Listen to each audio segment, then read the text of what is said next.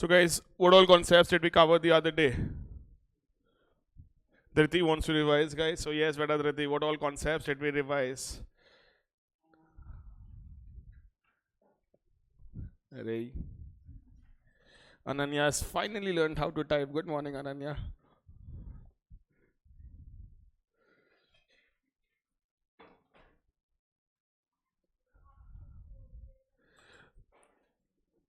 We did the concept of variable growth rate beta under valuation of equity share. I said if the growth rate does not remain constant, you can use the formula of present value of constant growth perpetuity only when the growth rate stabilizes. Till then, you will have to discount all the dividends separately and then you will have to compute the price as at the end of that constant growth period. After that, beta, we moved on to the concept of NPV IRR modified internal rate of, we did examples of course but on variable growth rate, and then we moved on to net present value internal rate of return modified internal rate of return. NPV क्या है बेटा? Net present value. It is the net additional return that you are generating over and above your required rate of return. So if NPV is positive, that means the actual return that you are generating as such beta is more than the required rate of return. If NPV is negative, that means the actual return that we are generating is less than the required rate of return. Now, IRR is the actual return that we are generating in percentage terms. To compute IRR, our job will be to arrive at the discounting rate at which the present value of all the cash inflows as such beta will be equal to the amount of initial investment. I said to compute this, guys, we will have to ensure that the difference between lower rate and higher rate should be as low as possible, preferably only 1%. The reason behind this beta is because the relationship between the present value of cash inflows and the discounting rate is not linear, but then we are still assuming beta that there will be a linear relationship. This is why, guys, you will have to do it on a, you'll have to ensure beta that the difference is as low as possible. Then the drawback of IRR beta is that we assume all the investments will be made at IRR. So to remove that drawback, we have a new concept called as modified internal rate of return. MIRR assumes that all the reinvestments will be made at cost of capital. To compute MIRR, it is mandatory for you to first arrive at the accumulated balance of all the cash flows by reinvesting them at cost of capital. If you directly start discounting cash flows and equate it to initial investment, you will again end up with IRR only. MIRR ke liye you will have to mandatorily arrive at what?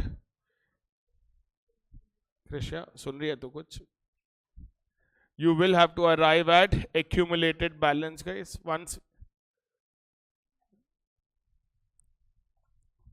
you will have to arrive at accumulated balance and then equate it to the amount of initial investment. Are we clear about this? Yes or no, beta?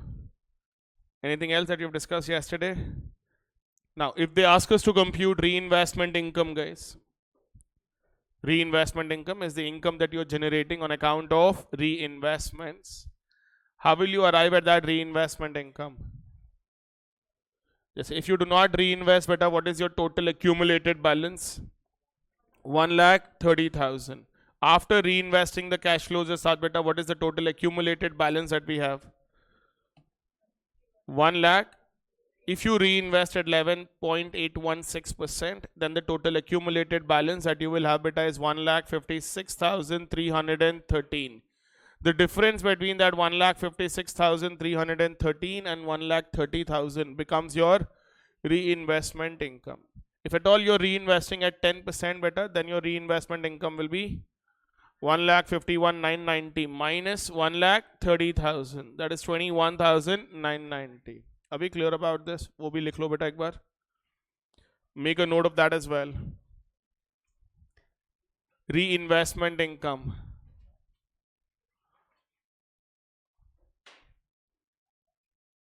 Reinvestment income.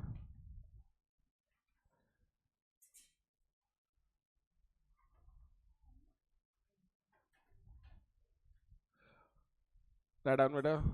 If cash flows are not reinvested, if cash flows are not reinvested, if cash flows are not reinvested, Keshav likhna hai beta. If cash flows are not reinvested, the total accumulated balance, the total accumulated balance the total accumulated balance is only 1,30,000. The total accumulated balance is only 1,30,000. If cash flows are reinvested at 11.816%, if cash flows are reinvested at 11.816%,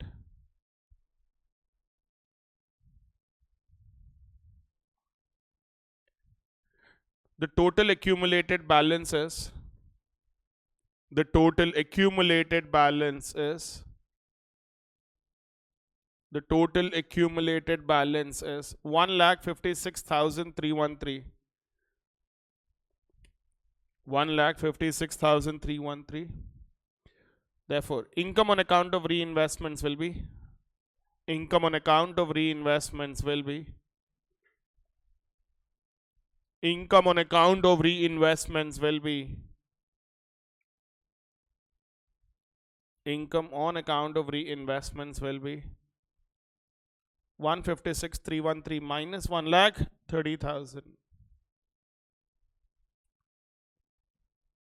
156,313 minus 1,30,000.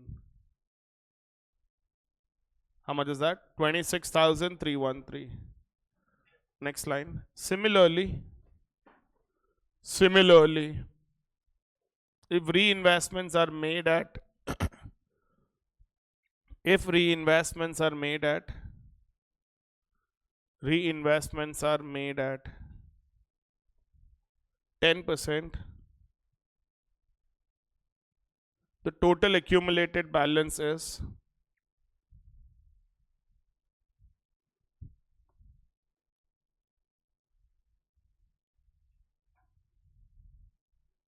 the total accumulated balance is 1,51,990.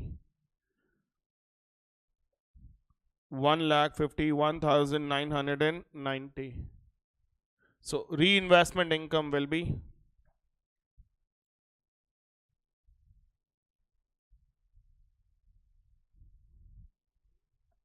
reinvestment income will be 21,990 rupees. Reinvestment income will be 21,990 rupees. So that's about the concept of reinvestment income, guys. Now, one small concept and then we'll start off with bond valuation. Computation of yield. When we use the word yield, guys, in finance, at CA Inter we have learned better that it represents return as a percentage of market price, as a percentage of your investment. जैसे ratio analysis में बेटा we had dividend rate and dividend yield. When we use the word dividend rate, it is dividend as a percentage of face value. When we use the word dividend yield, it is dividend as a percentage of market price. When we use the word earnings yield, it is again earnings as a percentage of market price. So wherever we use the word yield as such, beta, it is always return as a percentage of your market prices. If you're talking about an investment already made, it will be return as a percentage of your investment amount. Just say 5 years back, you have purchased some share at a price of 200 rupees. The market value of that today has become 800 rupees. If you want to compute return, that return will obviously be based on your investment of 200 rupees. You will have to compute it as a percentage of that 200. Now, if you are computing return only for 1 year, guys, we do not have to worry about discounting and all of that. Say you buy some share at a price of 300 rupees. The price at the year end as such beta that is prevailing is say 320 rupees. You're buying a share at 300, price that is prevailing at the year end as such beta is 320. This company also declared a dividend of say 20 rupees. If I want to compute your total return as such, guys, your return is if two components here. Dividend income is 20. Capital appreciation beta is 20 rupees. That 300 invested has become 320, guys. So the capital appreciation amount is 20 rupees. So You will directly write return beta in percentage as you have generated a return of 40 rupees on an investment of 300. The return that you have generated for the current year is 13.33%. Whenever we are computing return for 1 year only, you directly compute it as a percentage of price that was prevailing at the beginning of that year. If you are computing return for multiple periods, the amount of investment in every year changes. The amount of investment does not remain constant. That is why we cannot directly write divided by P naught if you're computing return for multiple years. So wherever beta we're computing, जैसे अगर यही share का beta, if I give you prices for multiple years, you purchase share in the year 2022 beta at a price of say 500 rupees. In the year 2023, the price of the share becomes 600. In the year 2024, the price of the share is say only 650. 2025, the price of the share is 700. 2026, let us say it becomes 1000. The dividend income that you are generating in all of these years, first year you got a dividend of 10, next year you got a dividend of 12 rupees, next year say you got dividend of 15, next year 20. When you are computing an average return as such guys for all of these years, क्या करोगे? Sorry, first when you're computing return for each year beta.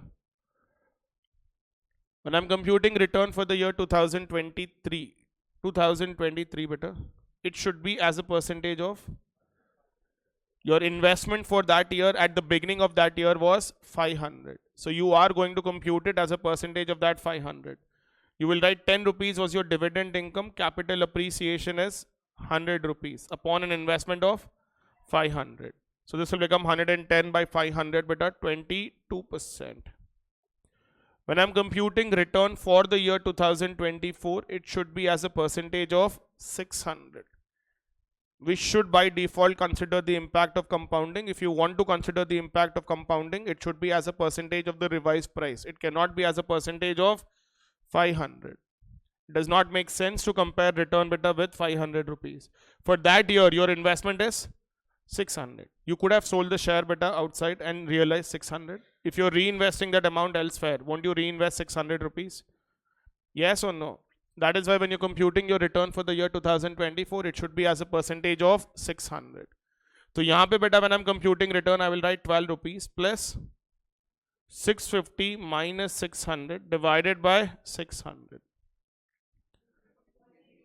The total amount is 62. 62 divided by 600 beta 10.33%. Next year when computing it beta, it will be 15 rupees plus 700 minus 650 divided by what? 650 rupees. Exact 10%. Next beta, for the next year when I'm computing it, I got a dividend of 20 rupees. There's a capital appreciation of 300. All of that beta divided by 700. 45.71%. This will be the returns for different years. Are we clear about this? Yes or no? So whenever they ask us to compute return for any specific period, always remember it will always be as a percentage of price prevailing at the beginning of that period. Okay? You are not going to divide by any average investment. ये सब वापस आएगा portfolio management में. We will have to compute return and then arrive at an average return of an entire portfolio. They will give us different securities. First year wise return compute करेंगे and then we'll compute average return.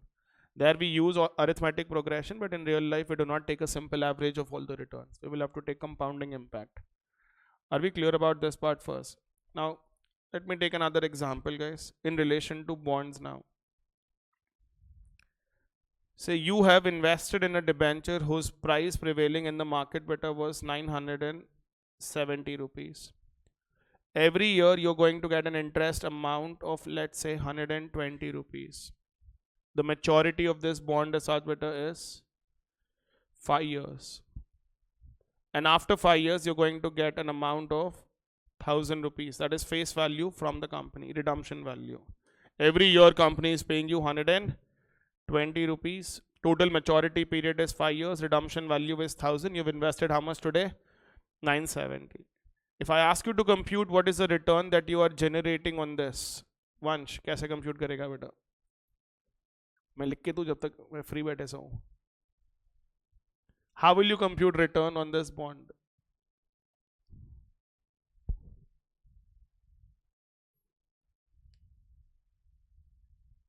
You've understood my question, right? You've invested 970 rupees today. You're going to realize 120 rupees every year for the next 5 years. At the end of 5th year, beta, you're additionally going to get 1000 rupees. 120 into 5, 600 rupees plus the maturity value 1000, 1600 rupees. I'll divide that by 970. 1000 is not your return is only 30 rupees. So capital appreciation is 30. So the total return that you're generating is 630. 630 को अगर तू 970 से divide करता है, इसको बोलते हैं holding period return. This is the total return that you have generated over a span of 5 years without considering time value component. We cannot do that. If you directly divide 630 by 970 rupees as such, guys, it will not make any sense. Online students, you can also answer. I expected you guys to answer this. Present value of 1000 for the 5th year. देख अब जब तू present value compute कर रहा है, why will you take gain? The timing of cash flow is relevant. At the end of 5th year, are you getting 970 rupees or are you getting 1000 rupees? Are you getting only 30 rupees? 1000. Are you getting the point, guys? You have learned this in the form of cost of debt at CA inter level. There were 2 techniques that you have learned, guys, for cost of debt. Redeemable debt agar hai, either you can use the shortcut method or you can use YTM method. If you want to compute exact return that you have generated in things like this, beta, the only way of doing it is your IRR technique. This is why I explained IRR yesterday, beta. 970 rupees invested today should be the present value of 120 that you're deriving for the next 5. I do not know the rate of interest, beta, but then I know that I will receive 120 rupees for the next 5 years. And I'm also going to receive 1000 rupees at the end of 5th year. Whatever is the discounting rate as such, guys, that itself will become my IRR. Whenever you're computing any past return, guys, and if it is for multiple periods, yield is nothing but IRR, the actual return that you are generating. समझ में आ रहा है नहीं आ रहा है? Can we calculate this better? Rough में? For sure, the return will be more than 12%. How am I sure better that the return is more than 12%? 120 rupees is your coupon amount every year. That 120 upon 1000, isn't that 12%? Apart from that, are you not generating some capital appreciation? So your return is going to be more than 12%. You can start with a discounting rate of 13%. तो estimate वाले से करिए, approximation method. मेरे को accurate चाहिए बेटा, क्योंकि मेरे को वो using that I have to explain the approximate value.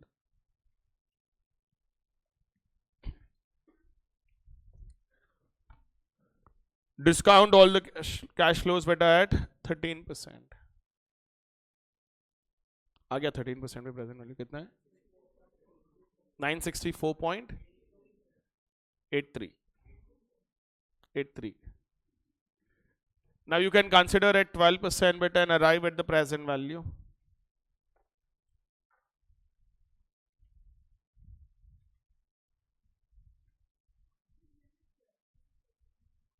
$120 was the coupon rate beta upon a face value of 1000. That means your interest rate itself is 12%. इसके अलावा you're getting a capital gain. You invested 970, you're getting 30 rupees more. So that 30 rupees is going to increase your return. It is going to be more than 12%.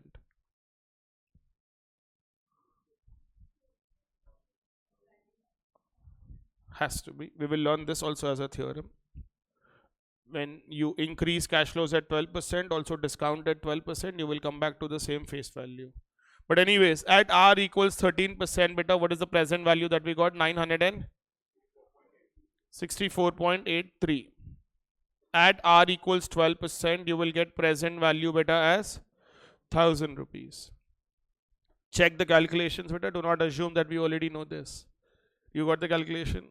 Both 964.83 and 1000.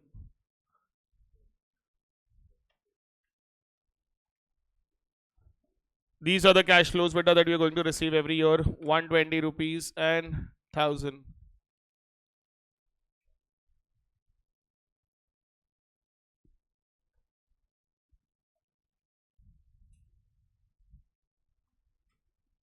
నువ్వు రాయడం start చేసేసినావా? రఫ్లో రాస్తున్నావా? You're awake only, no? I'm not able to figure out the way she's responding. Yes, guys.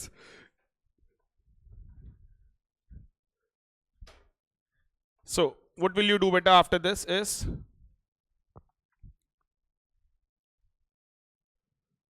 proportionate calculation. At 12% beta we have present value as 1000. At 13% you have present value as 964.83. How much are you buying the bond for today? 970 rupees. Computation of yield जो है ना बेटा पूरे के पूरे paper में एक आधा क्वेश्चन आ ही जाएगा. Some or the other way, either in relation to equity or this. You should know how to compute yield. It is not chapter specific. It is just not common. Wherever they ask us to compute yield, simply go by IRR technique if they are covering multiple periods. If they give us data for 4 years, if they give us data for 5 years, ask us to check what is the return that we are generating beta. Simply compute IRR. Is that clear? अभी बेटा यहाँ से यहाँ बेटा the total difference from this point to this point guys is how much? 35.17. But you would want a proportionate difference of only 30. For 1% it is changing by 35.17. So for a change of 30 beta, what should be the change in discounting rate?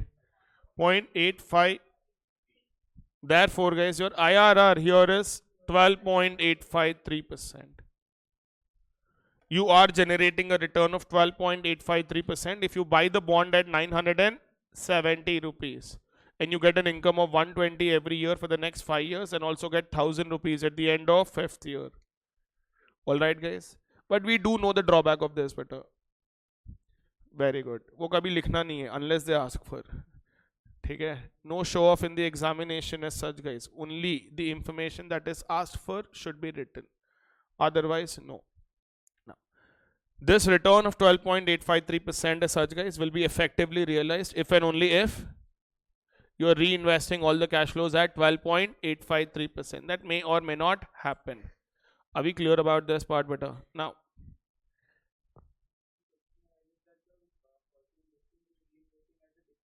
you will have to consider that compulsory.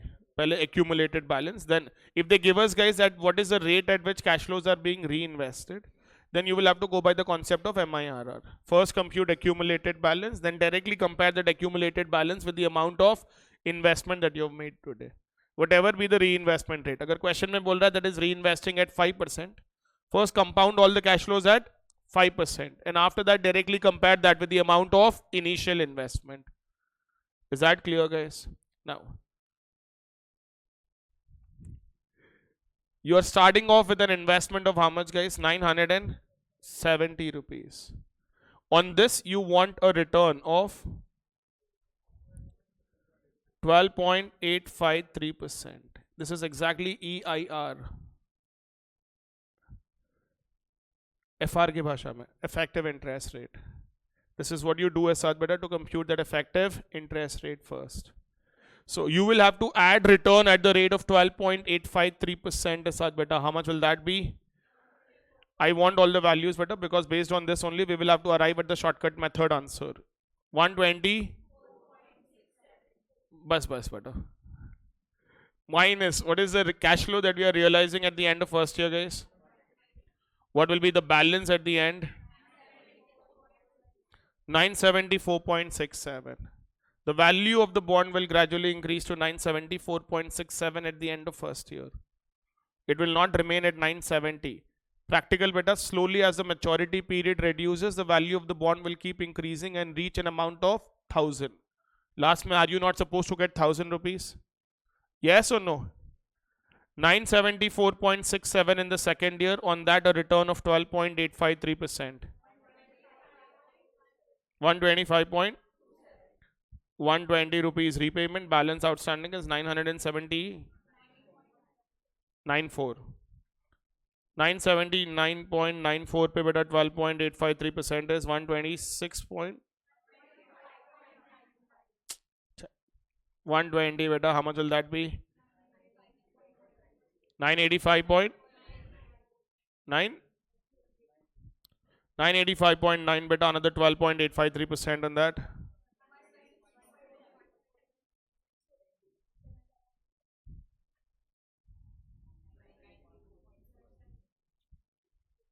992.62 guys, and another return on that 128.58 minus 120 better. That little approximation error is already, you know better that there is a problem with computation of IRR also. If you want more accurate answer as such better IRR, you can take 13% and 12.8% and then take proportionate basis. The answer will be much closer to your actual value. But anyways guys, if you talk about the return that an investor is generating as such better, the returns are 124.67, 125.27, 125.95, 126.72, 127.58. The returns every year as such guys obviously would be different. As your investment keeps increasing, the return also will increase. Apna balance outstanding with the company beta is increasing. We are not reducing that. So that is why returns will increase. Now, if you were to directly arrive at an average return as such beta using exam mein shortcuts allowed hai, there will be something called as YTM. They will ask us to compute yield till maturity. We are allowed to use shortcut method in the examination unless they ask us to use present value technique. यहाँ पे using YTM method नहीं बोलेगा. YTM itself is a concept. By default, YTM can be computed using shortcut method. If they ask us to use computed using IRR technique, then we will have to do this. My average return that I'm generating as such guys, I am getting an interest income of 120 plus there is a capital appreciation of 30 rupees, but that is not for every year, that is for a collective period of. So on an average beta my return is 126 average annual return. If you notice this table as such beta, few years the income is less than 126, few years the income is more than 126. If you add all of these values and divide it by 5, you will get 126 rupees. समझ में आ रहा है क्या बोलना चाह रहा हूँ? The returns, we have already returned the returns that are here in the table. Few years we are generating a return less than 126. In few years we are generating a return of more than 126. On an average beta, it is 126 rupees. समझ में आ रहा है नहीं आ रहा है? Now, this I cannot divide by 970 rupees because I am not computing return for 1 year. If you notice the amount of investment that is there beta was initially 970, it increased to 974.67, then further increased to 970.94, gradually increasing to 1000. This is why beta 126 is divided by an average of 970 and 1000. You do not divide it by 970, you do not divide it by 1000. This may not give you the accurate answer, but then this is still an approximate answer acceptable in the examination. Because we do not exactly consider time value component beta here. 126 divided by 985. What is the return that we are generating? 12.79. Using the shortcut method, we are getting 12.79%. Using IRR technique, we got the answer as 12.853%.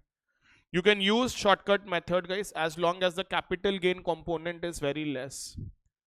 If the capital gain component is very huge, this answer will result in a very high approximation error.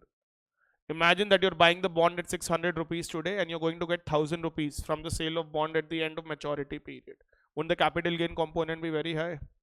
वो पूछेगा नहीं बेटा ये सब, but तुम्हारे understanding के लिए बोल रहा हूँ. You've done the same concept in the form of cost of debt, approximation method and YTM method, IRR method. ये समझ में आ रहा है नहीं आ रहा है? So whenever you have to compute return, this formula is nothing but beta average annual return. Why are we taking average annual return? Understood? We compute whenever we are writing yield guys, yield is always return per year. If I ask you what is a return that you have generated as such beta, you will say that I have generated 20% per annum or 18% per annum or 16% per annum. I am not computing return separately for each of these years. We do not have that option. We have to compute an average return that represents the entire 5-year period. So you'll write average annual return divided by average amount outstanding or your average investment, whatever you want to term it as. You've learned this as interest plus redemption value minus net proceeds by n whole divided by redemption value plus net proceeds by 2. Numerator is nothing but your average annual return. Denominator is nothing but your average amount outstanding. This will give us an approximate return. Are we clear about this? So far beta under computation of yield, if they ask us to compute return only for 1 year, bhaad mein kya ye sab, you directly take return for that year divided by price prevailing at the beginning of that year. If they're talking about return computation only for 1 year. If they talk about computing return as such guys for a multiple period, then if you want accurate answer, you will have to use IRR technique. If you want an approximate answer as such beta, you can use this shortcut formula. This shortcut formula is used only for coupon paying bonds. It cannot be used for equity shares. Because in equity shares, dividend component is very less, capital appreciation component is very high. वहां पे अगर yield compute करो बोल रहा है ना, option नहीं है. You will have to go only by IRR technique. Arrive at what is the actual return that you are generating. Are we clear about this? Is this clear guys? लिखो बेटा. Computation of yield. Outflow 970 है बेटा. ठीक है. If you've invested something in the year 2020 beta, you've invested say right after the crash, you've invested some 140 rupees in Tata Motors.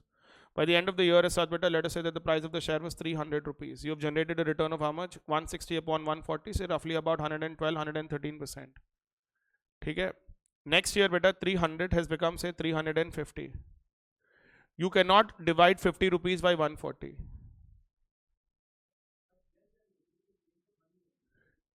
When I'm computing yield, I'm computing average return for the entire period. I'm not computing return only for 1 year. If you've invested 140 rupees and that has become 780 rupees as such beta, जब तू ये 780 is equal to 140 into 1 plus r whole power n लिख रहा है ना, you're computing return as a percentage of price at the beginning of each year. You're not computing it as a percentage of 140. Compound हो रहा है ना ये. 140 will become something by the end of first year. उसके ऊपर you will compute your return for the second year. That will become something. Say 140 is becoming 300, 300 is becoming 500, 500 is becoming 700. Your returns are as a percentage of 500, as a percentage of 300, as a percentage of 140. Are we getting the point beta here? You do not always compute it as a logic is very simple. If you sell the share at 300 rupees today, wouldn't you be able to reinvest that 300 elsewhere? Wouldn't you want a return on 300? Like every year returns can be different. 1 year you might generate 70%, 1 year you might generate 30%, 1 year you might generate 20% only. Or say in the last 3 months you might even generate minus 20%. But when you're computing this yield as such beta, it is an average return for all of those periods. Is that clear? If someone purchased a share beta say 1990s as such beta at a price of say 1 rupee or 2 rupees as such guys, and उसमें भी bonus आया, उसको stock split आया, सब आया, will you still keep computing return as a percentage of that 1 or 2 rupees? Imagine that the price fluctuates by 500 rupees today, that share price. Will you divide 500 by 1 and say today I made a return of only 50,000 percentage? Are you getting the point here? It should always be as a percentage of the price of that year. लिखो बेटा. Computation of yield. Yield is return. Yield is return. Yield is return generated. Return generated as a percentage of market price. Return generated as a percentage of market price. As a percentage of market price or investment. Return generated as a percentage of market price or investment. Or investment.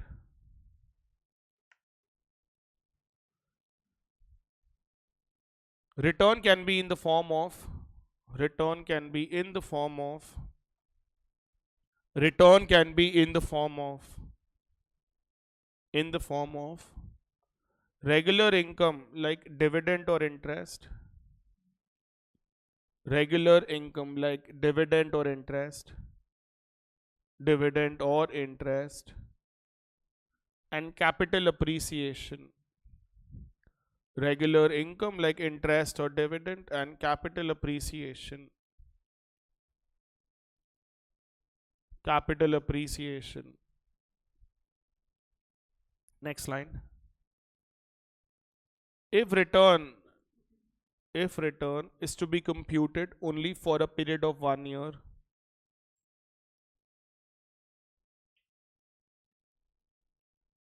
If return is to be computed only for a period of 1 year, only for a period of 1 year, it should always be expressed as a percentage of, it should always be expressed as a percentage of, it should always be expressed as a percentage of, as a percentage of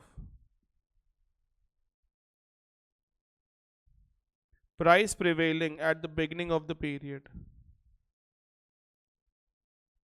Price prevailing at the beginning of the period.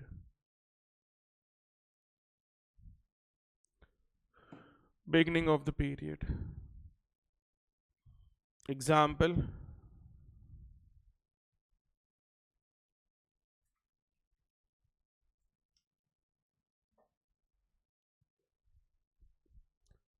देखो बेटा, price at the beginning 300 rupees. Price at the beginning 300 rupees. Price at the end of the year 330. Price at the end of the year 330. Dividend income 20 rupees. Dividend income 20 rupees.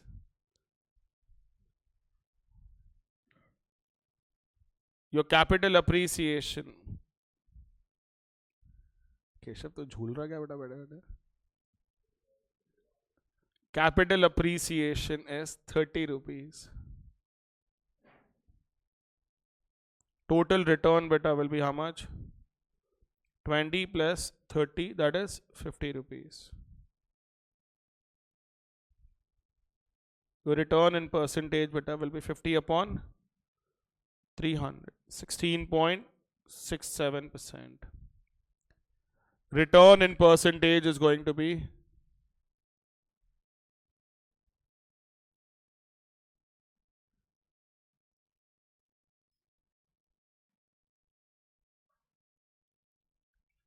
I'll answer that Rachit in a minute. Return in percentage beta will be 16.67%. So formula kya beta? Return for 1 year. Return for 1 year ke liye if you were to compute beta, it will be interest or dividend plus capital appreciation, that is P1 minus P0 divided by P0. Interest or dividend plus P1 minus P0 divided by P0.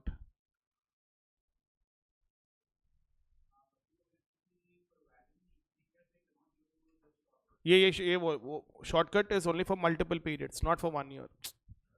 If you have details of multiple years or such, there you talk about IRR technique and shortcut method. यहाँ पे तो यही करना है, option ही नहीं है. Now guys, there's another doubt. What if you purchase a stock for 1 rupee in the year 1990 and you sold it today for 500? Wouldn't your actual return in absolute terms be on 1 rupee? No doubt about it. You have generated a return of 499 rupees. I'll take a simple example, beta bhi. Let us say you actually buy the stock of Tata Motors in the year 2020 at 140 rupees, and let us say you sold it before the crash. The price as such beta in the year 2024 as such guys was say 1100 rupees. ठीक है? If I were to compute actual return using IRR technique as such beta, the answer is very simple. It will be 1100 is equal to 140 multiplied by 1 plus r whole power 4. Isn't the time gap 4 years? Yes or no? You've invested 140 rupees, that has become 1100 rupees. So that is 1100 is equal to 140 into 1 plus r whole power 4. Compute करना आता है? 1100 divided by 140 beta is equal to 1 plus r whole power 4. Tell me what is the return? 67.42%. No doubt I'm using 140 as the base as such beta and directly computing return. हाँ या ना? बीच में price को क्या होता है मेरे को कुछ लेना देना नहीं है. But guys, if you present that table beta, year 1, 2, 3, 4, your investment here was how much? 140. My return when I say is 67.42. This may not be the exact return for that year. It is an average return for all the 4 years. How much is 67.42% of 140? तो add करके बोलते 94.3839. The total value will become 234.39. There's no repayment here. Next year बेटा जब तुम लोग value compute कर रहे हो 67.42%, are you doing it as a percentage of 140 or as a percentage of 234.39? This is what I'm trying to tell you. When you're computing return as such beta for the next year, it will be as a percentage of 234 point. That is what is the impact of compounding, right? कितना रहेगा बेटा ये? 158.03. How much will be the total value? Huh? 392.45. Here बेटा 392.45 के ऊपर 67.42%. 264.56. 657.04 will increase by 67.42% better. 96, this will become 1100. There is no compulsion that price at the end of first year should exactly be 234.39. It can be 150 rupees, it can be 300 rupees, it can be 400 rupees. But please understand, when you want to consider the impact of compounding, you cannot always keep computing return as a percentage of 140 rupees for every year. You've invested 140, you've cashed out 1100 today. Using that, you computed that return of 67.42%. Haya na? That is still a compounded return. That is not simple return. Every year you did not generate 67% as a percentage of 140. You're computing 67% as a percentage of the revised value. अगर 140 का ही compare करना था ना बेटा, 1100 minus 140, total amount is 960. 960 divided by 140. You can divide this by 4 years, but this does not consider time value component. This is simple interest concept के साथ बेटा that you're always computing it. 960 by 140 करो बेटा.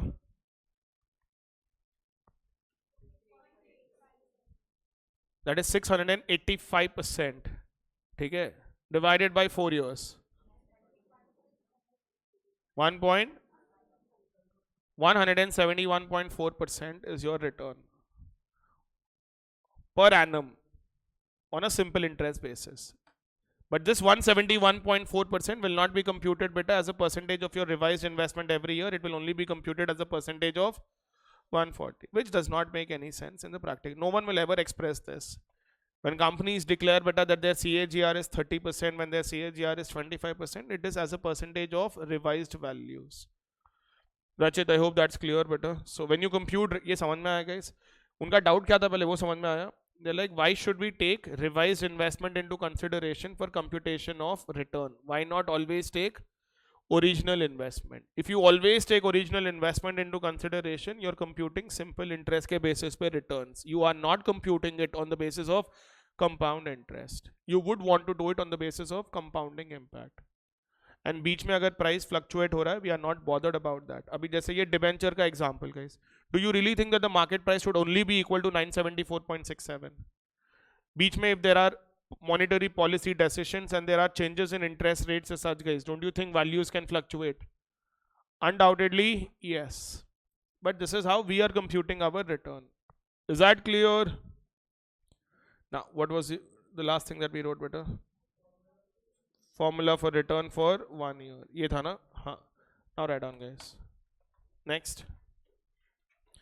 If an investment is held for multiple years, if an investment is held for multiple years,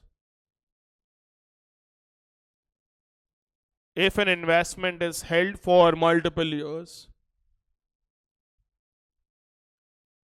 held for multiple years, the actual return generated, the actual return generated, the actual return generated should be computed. Actual return generated should be computed.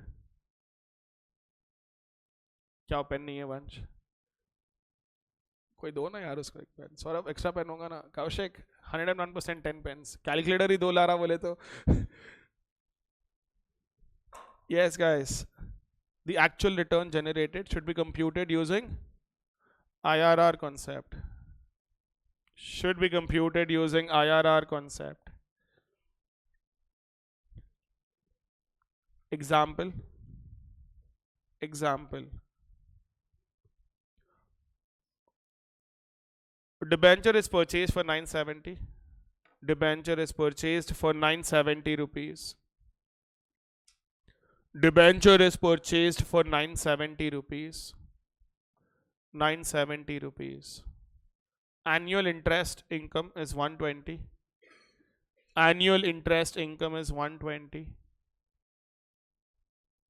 Annual interest income is 120. Redemption value is 1000 rupees.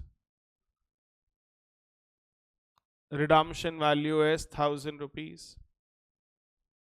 Maturity period 5 years.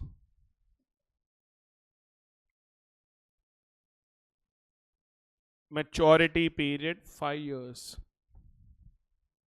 So what will you do better? Investment amount should be equated to what? Present value of cash inflows. This is how we compute IRR, right? So 970 rupees will be equal to 120 into PVAF at R% for 5 years plus 1000 rupees into present value factor at R% for the 5th year.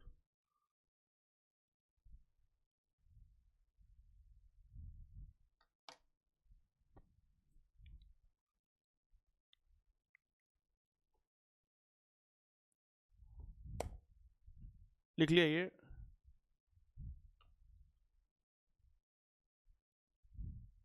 So at 12%, guys, what will be the present value? 120 into PVAF at 12% for 5 years plus 1000 rupees multiplied by present value factor at 12% for the 5th year. This will exactly give us an amount of 1000. 120 into PVAF and then better 1000 rupees into present value factor.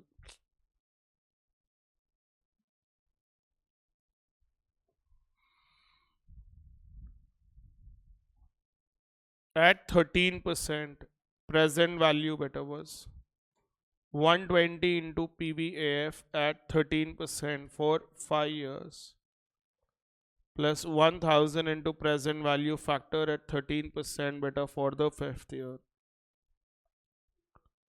964.82.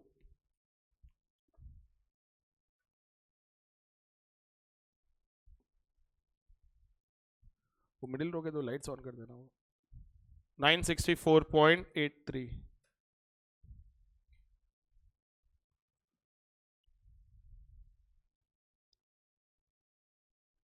क्या हो गया शब? On बोला बेटा. तेरे को नींद सोना है क्या थोड़ी देर? Now proportionate basis, guys. 12% पे it is 1000, 13% पे it is 964.83. You would want to stop at 970 rupees.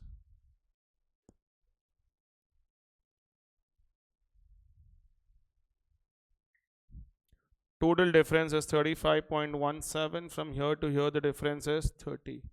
For 1%, if it is changing by 35.17 for 30 rupees, what shall be the proportionate difference? 0.8. Therefore, guys, your actual return generated would be 12.853%. 12% was your base. On that, we are adding another 0.853%.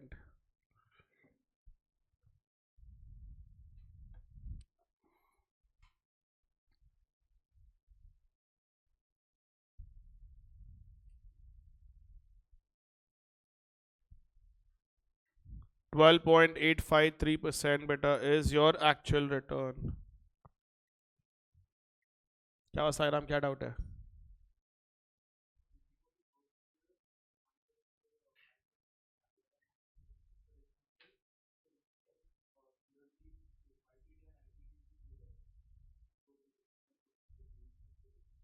That is, you're talking from the verse. हाँ ठीक है बोल. हाँ, only if you adjust to market values. You're talking. See guys, for investment entities, valuation is always done on a fair value basis. It is not done under amortized cost category. For an entity that is following, अब तुम लोग FR और इसको combine कर रहे हो इसीलिए, but anyways हाँ.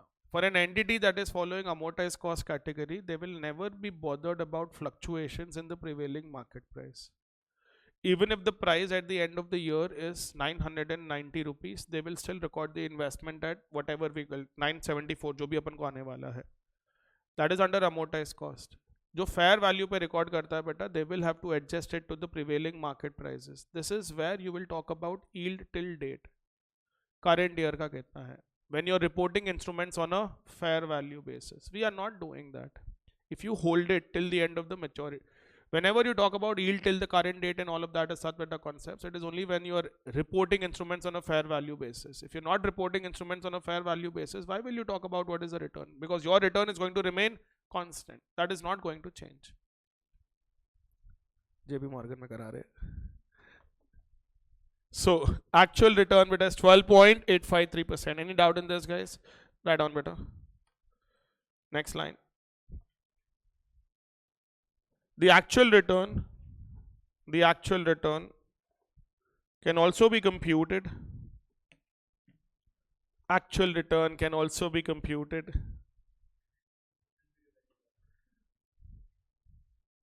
Guys, if you know bond valuation, you know amortized cost category, FET OCI may be better. I don't think there should be any major problem.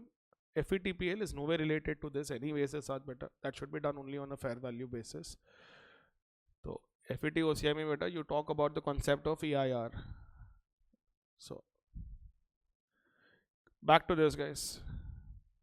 क्या पढ़ा रहा था मैं? हाँ. The actual return generated can also be computed.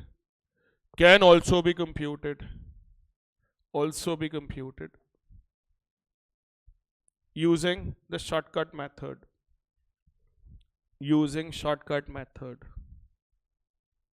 Which can result in an approximation error. Using shortcut method, which can result in approximation error.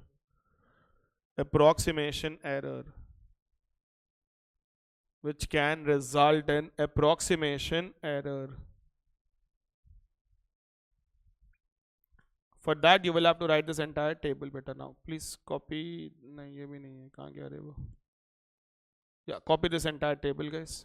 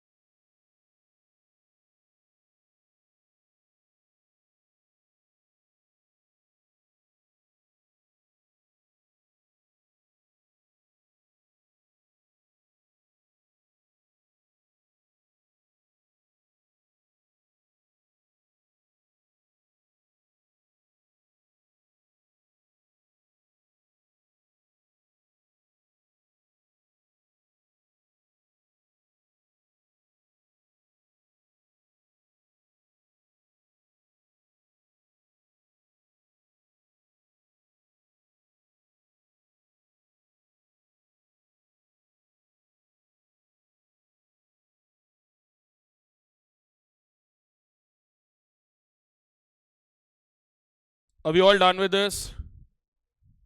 Write down, guys.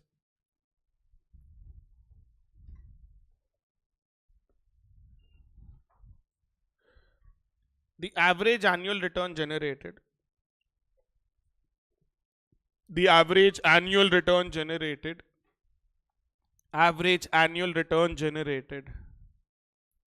Average annual return generated will be 120 rupees plus 120 rupees plus 30 by 5 years. Yes, लिखना बेटा 30 by 5. 30 rupees by 5 years. 120 rupees plus 30 rupees by 5 years, which is 126. 126.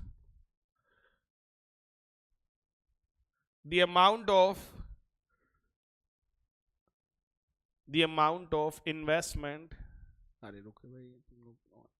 the amount of investment is gradually increasing from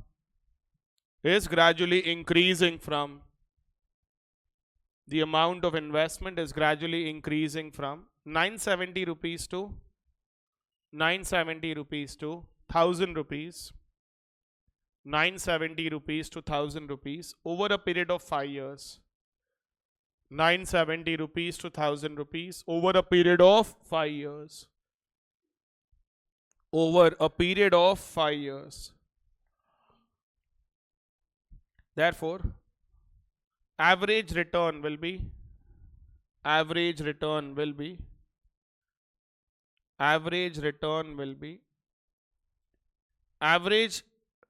annual return divided by average amount outstanding. Average annual return divided by average amount outstanding, which is 126 divided by 970 plus 1000 divided by 2. 126 by 985. कितना है बेटा ये? 12.79%. 12.79% beta will be your average return. The formula that we are going to use for this beta is interest plus redemption value. ध्यान देना बेटा. Do not use the word net proceeds now. We are not computing it from the viewpoint of company. We are computing it from the viewpoint of investor. Investor के लिए it is purchase price. Concept वही है बेटा वो.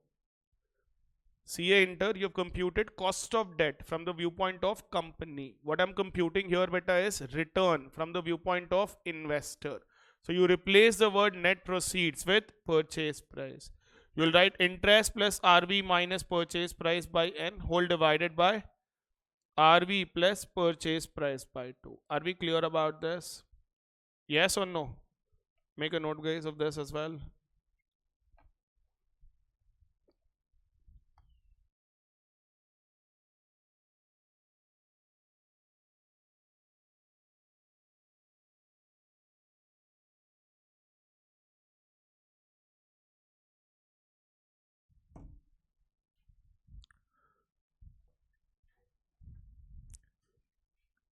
Are we all done guys?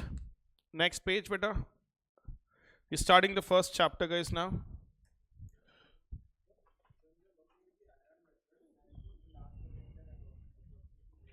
इसमें हाँ.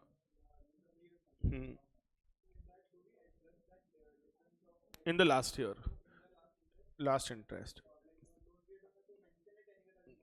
जरूरत नहीं. एग्जाम में जरूरत नहीं है. रियल लाइफ में IRR you are anyways computing using Excel sheet, so you'll get approximate answer. So you'll get accurate answer. हाँ. यहाँ पे बेटा लास्ट वाले कैश फ्लो में you can adjust. All right kids, are you all clear? Now you will be getting your materials today guys after the class. Online students, in case you want your friends who are sitting in the class to pick up your materials, ask them to. You can collect it for your friends as well guys. So क्या पढ़ा रहा था? The first chapter that we have beta is security valuation. The other day I told you that security valuation talks about valuation of equity shares, valuation of preference shares, valuation of debt instruments. We will be dividing this chapter into two parts, beta. We will have security valuation mein first valuation of only debt instruments, and then beta we will be doing valuation of equity instruments. Fixed income securities is what we are going to do. All right. Now let's talk about a debenture or a fixed income security, guys. The basic terms that you're supposed to know, ये जो भी अभी पढ़ रहे हैं ना बेटा, it's in relation to the previous 3 days concepts only. It is not that, it is unrelated. We will still have to use same discounted cash flow technique. We still have to value any instrument based on simply present value of all the future cash flows. All right. वो बंद कर दे बेटा ऐसे.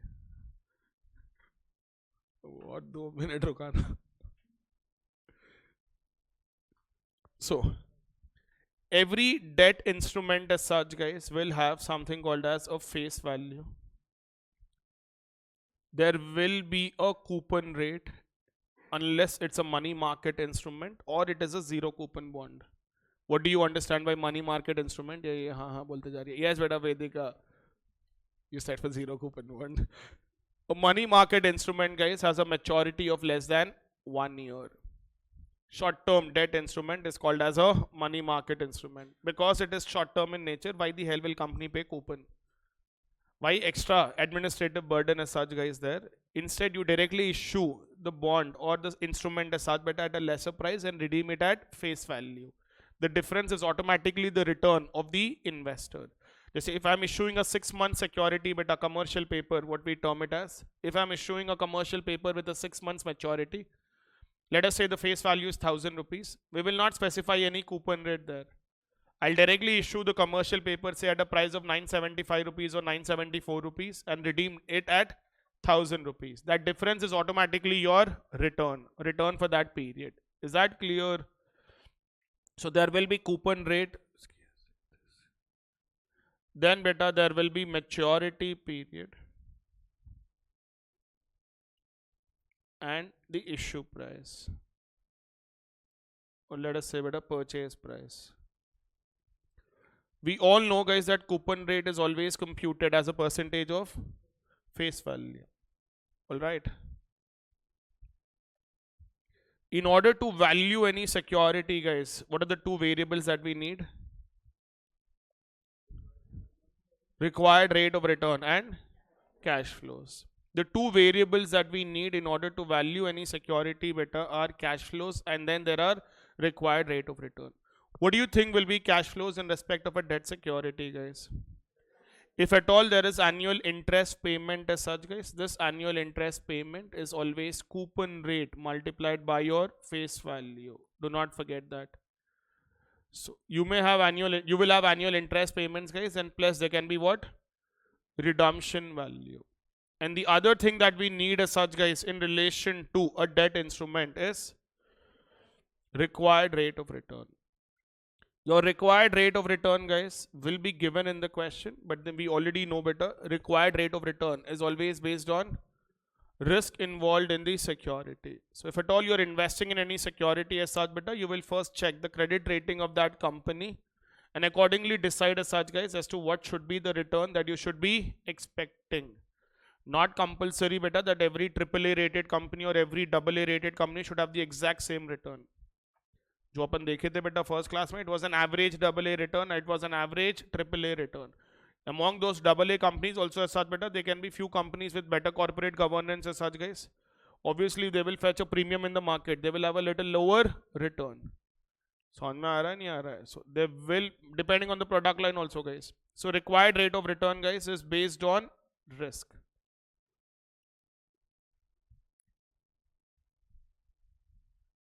किसी का तो बज रहा है बेटा, ये नहीं, बाजू क्लास में.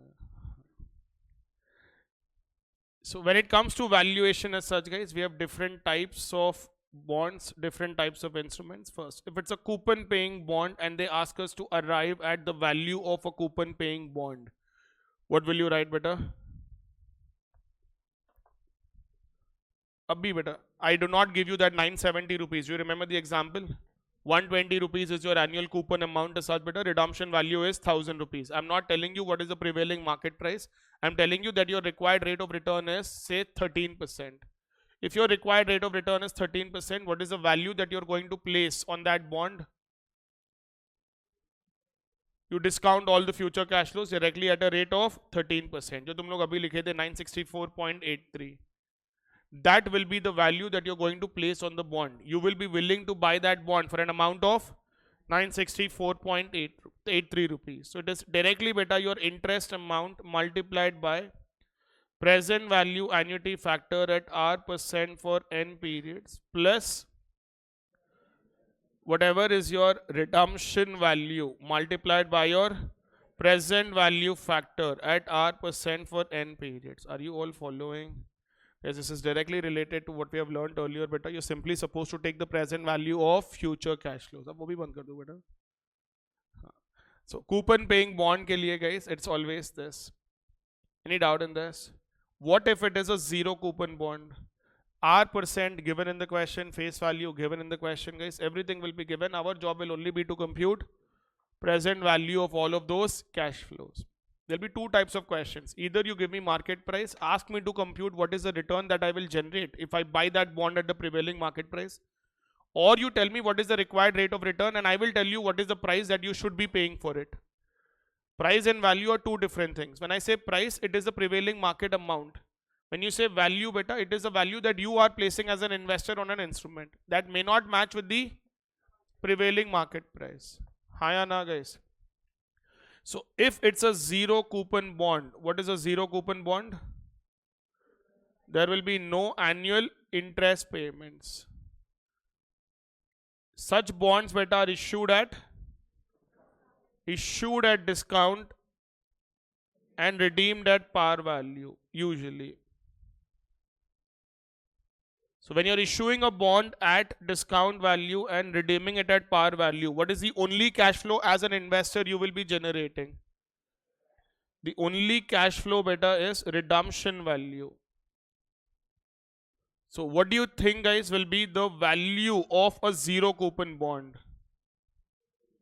You'll directly write redemption value multiplied by present value factor at R% for n periods. If you're receiving this amount after 10 years, you will discount that for the 10th year. If you're receiving the amount for after 5 years, you'll discount that amount beta for the 5th year. If you're receiving that amount beta after 20 years, discount it for 20 years. समझ में आ रहा है? ध्रुव तू बोल बेटा. What if it's a semi-annual coupon paying bond?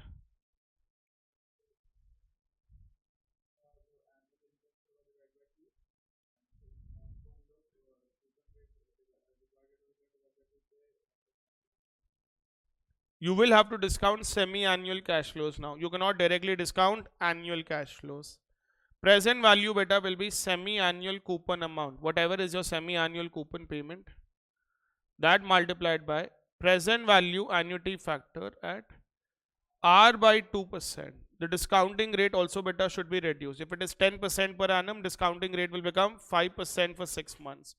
You will have double the periods. 2n periods. If it is 10 years, there will be how many semi-annual periods in those 10 years? 20. If it is 7 years, you will have 14 semi-annual periods. So it will be double the amount beta plus redemption value also should be discounted at the same rate, R by 2% for the 2nth period. यहाँ पे please do not write R% for the nth period. Discounting something at 10% for 10 years is not the same as discounting something at 5% for the 20th period. Both the values beta will be different. When you discount something at 5% beta every 6 months, effectively it is 10.25% per annum. It is no longer 10% per annum. Did we all learn the concept of effective annual return? Whenever compounding is done more than once in a year, guys, isn't your effective yield per annum different? So when you discount something at 5% for every 6 months, it is not the same as discounting it at 10% per annum. Are we clear? Of course, discounting it at 5% beta for every 6 months is exactly the same as discounting it at 10.25% per year. Because 5% every 6 months will effectively give us 10.25% in a year. Example के साथ लिखाऊंगा बेटा. पहले ये तीनों case समझ में आए? Yes or no? Write the next heading beta. Security valuation and write valuation of debt. I'll dictate. Just write the heading beta. Security valuation. उसमें valuation of debt.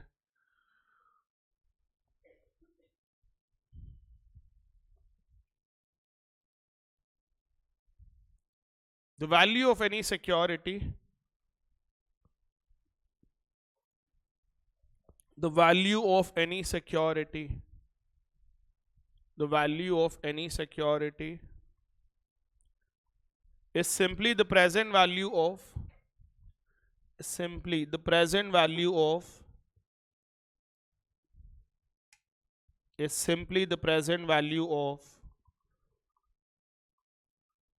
all the future cash flows, simply the present value of all the future cash flows, all the future cash flows. In respect of a debt security, in respect of a debt security, in respect of a debt security, cash inflows will be in the form of, in respect of a debt security, cash inflows will be in the form of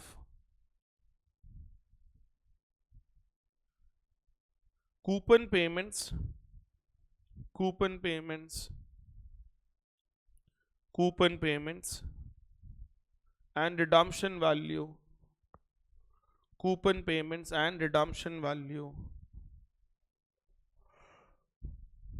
coupon payments and redemption value. Next line. Coupon payments, coupon payments should always be computed, coupon payments should always be computed, should always be computed as a percentage of face value. Coupon payments should always be computed as a percentage of face value, as a percentage of face value.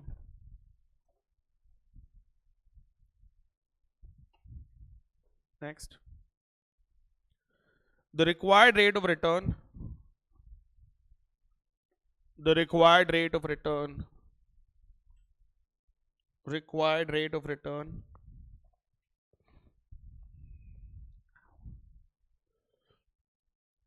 will be based on, will be based on, will be based on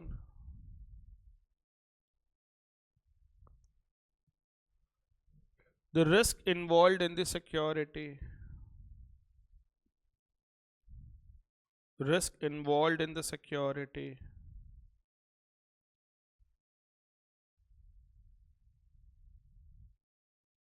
risk involved in the security.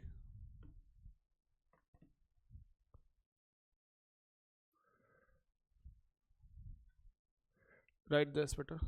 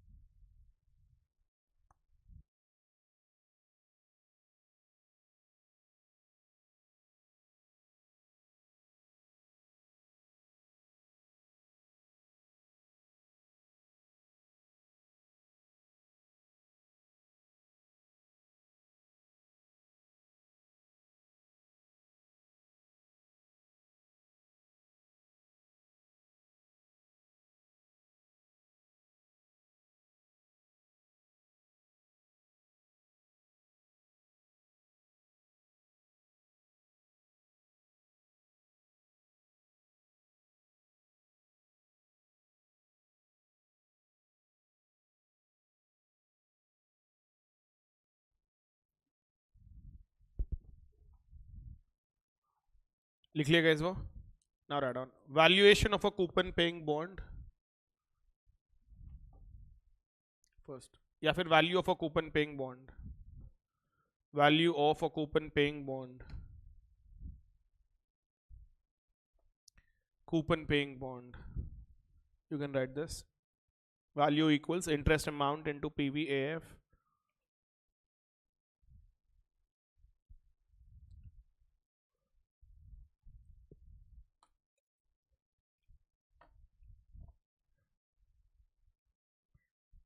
Keshav. Value equals interest amount into PVAF at R% for n periods.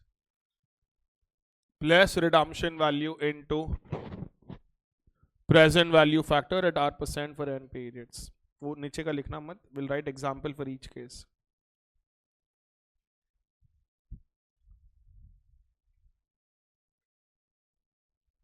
Did you write this better? Write down example.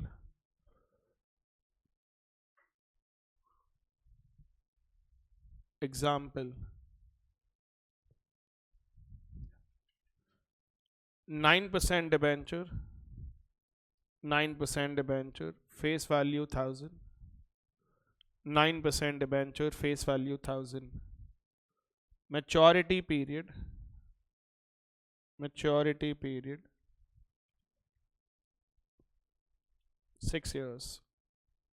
Maturity period 6 years. Yield on similar debentures. Yield on similar debentures is 10%. So when you say yield on similar debentures is 10%, beta, what will be your required rate of return? You know that similar risk instruments will fetch you a return of 10%. So that is why, beta, this will become your required rate of return. As you know that if you invest your money, you will be able to generate that return. So what are you supposed to do to arrive at the fair value or intrinsic value of this bond? You will compute fair value or intrinsic value of this bond, beta. To arrive at that fair value or intrinsic value. Fair value or intrinsic value is nothing but the value that you're computing as per the valuation model. You simply take the present value of all of these cash flows. What cash flow will you be generating every year? 90 rupees. 9% of 1000, beta, 90 rupees is what you will generate every year for the next 6 years. And then if nothing is given, a bond is always redeemable at par value. So you are going to get only 1000 rupees at the end of 6th year.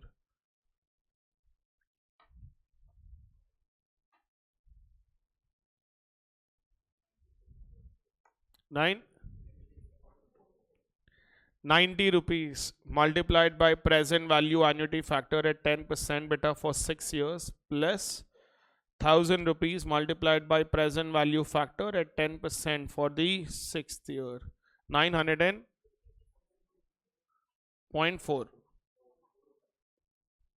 ठीक है बेटा. 956.45 is the value that you're going to place on this bond.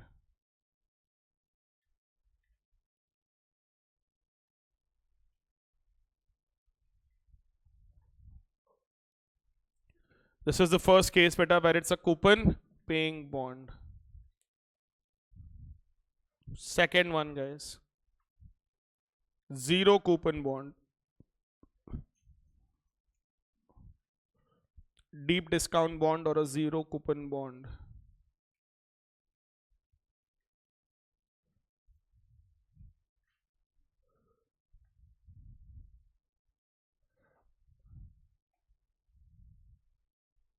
Zero coupon bond or deep discount bond. Are you all done with this valuation, beta? Did you all get 956.45?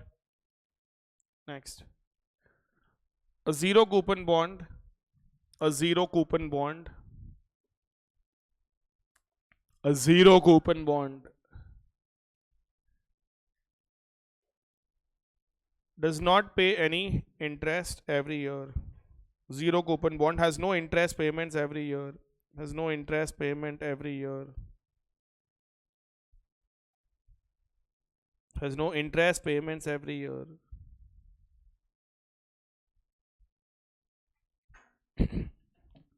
Such bonds are issued at discount. Such bonds are issued at discount. Such bonds are issued at discount. Issued at discount. And are redeemed at par value. Such bonds are issued at discount and are redeemed at par value. Redeemed at par value. So value beta will simply be what? Present value of redemption value. The fair value or intrinsic value, guys, of a zero coupon bond will be the present value of redemption value. लिख लिया बेटा वो example.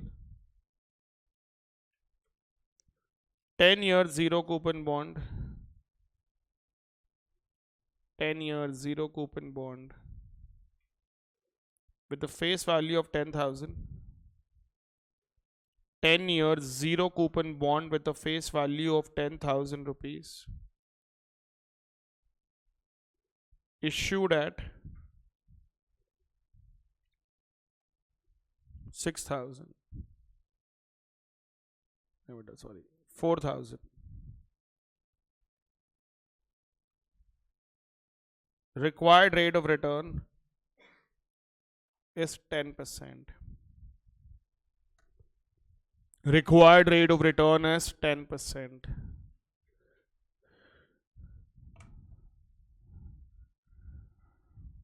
What is going to be the fair value or intrinsic value of this bond?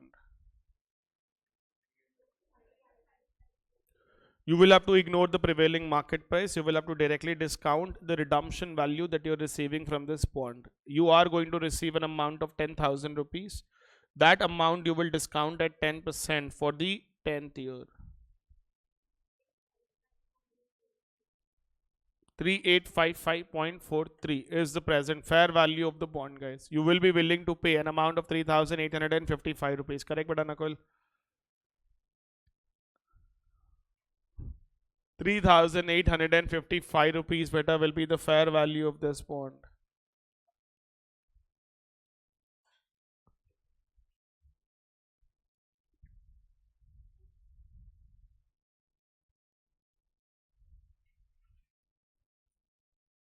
The fact that it is being issued at 4,000 rupees, will you want to buy the bond beta at 4,000?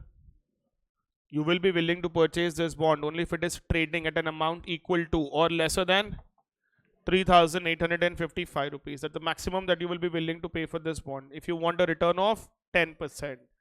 If you pay more than that amount, but at 3,855, your returns are going to reduce. Your returns will not be equal to 10%. Is that clear, kids? Now, beta, third one. Value of a perpetual bond. Or just write perpetual bond. Perpetual bond.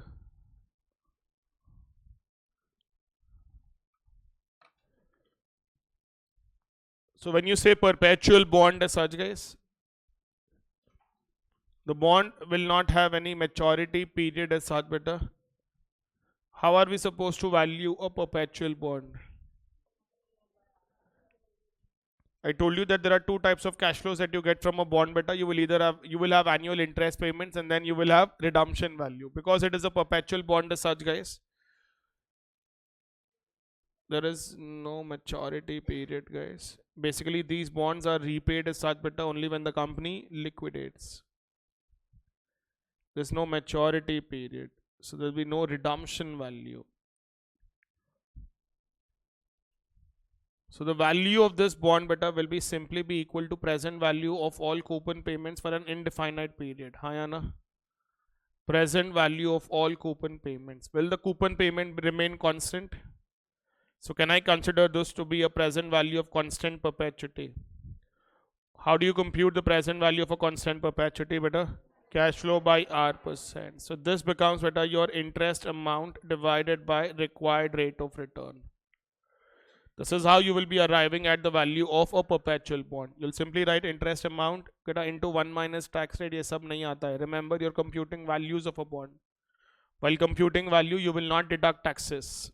You first pay price, you generate return, and then after that you pay taxes out of the returns that you have generated. Is that clear, kids? Likho beta ye bhi.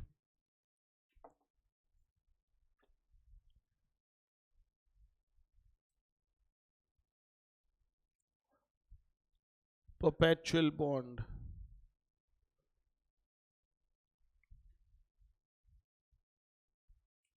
Do we have perpetual bonds out there in the market? Banks issue perpetual bonds beta. 81 bonds. कभी सुने 81 के बारे में? मैं ही बोला. ठीक है. बोल बेटा क्या बोला?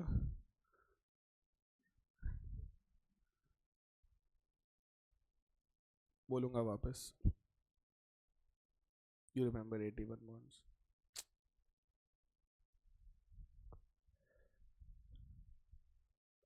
Did you write this, guys? Example बेटा,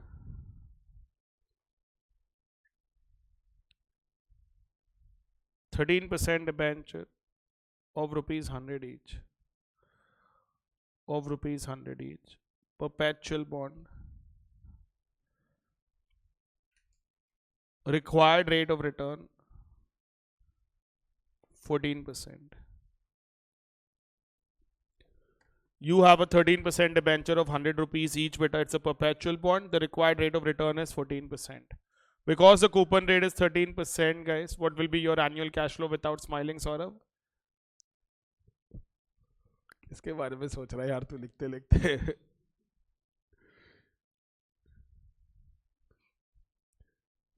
Take your cash flow as साथ बेटा 13 rupees and divide that by 14%. What's the value of the bond? चप्पन दादी मन ले. Value of the bond as साथ बेटा will become cash flow. That is your interest amount, guys, divided by required rate of return. So that will be beta 13 rupees divided by 14%. 92.856. That is 86 rupees. 92.86 will be the value of the bond.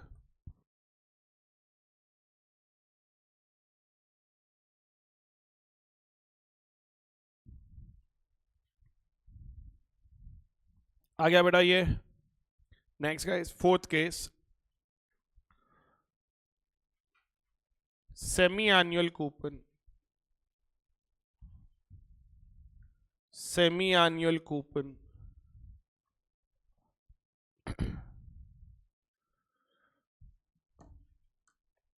I already explained you better this part. If the coupon payments are being paid on a semi-annual basis as such, guys, what are we supposed to do?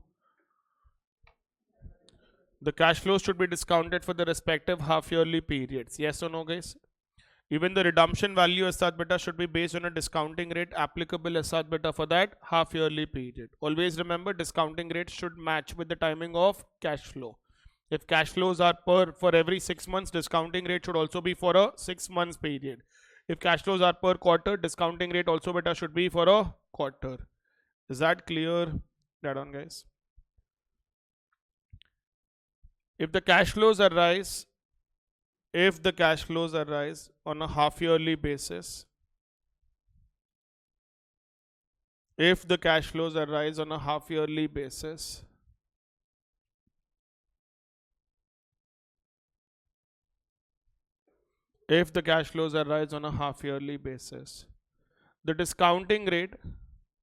the discounting rate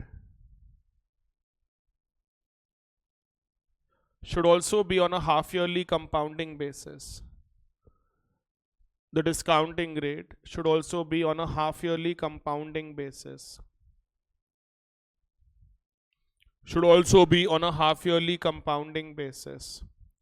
Say for example, guys, if they tell you that there is a semi-annual bond and the required rate of return is 10% per annum. By default, this is semi-annual compounding, mane it is 5% for 6 months. You do not have to recompute what should be the effective yield. Just we did a concept beta yesterday, 1 plus r by m whole power m minus 1 is equal to 10% को equate करने की जरूरत नहीं है. That means if effective yield is 10%, what should be the rate applicable for a semi-annual period? I'll continue with this example.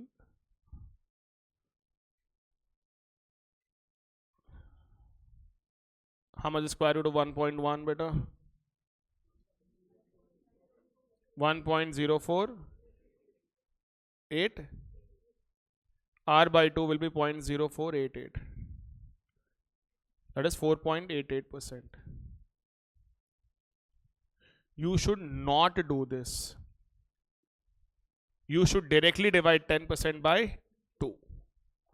ये सब doubts अभी आते ही नहीं बेटा, क्योंकि अभी क्या है, sir whatever you say is perfect sir, you keep saying, we will keep कॉपिंग.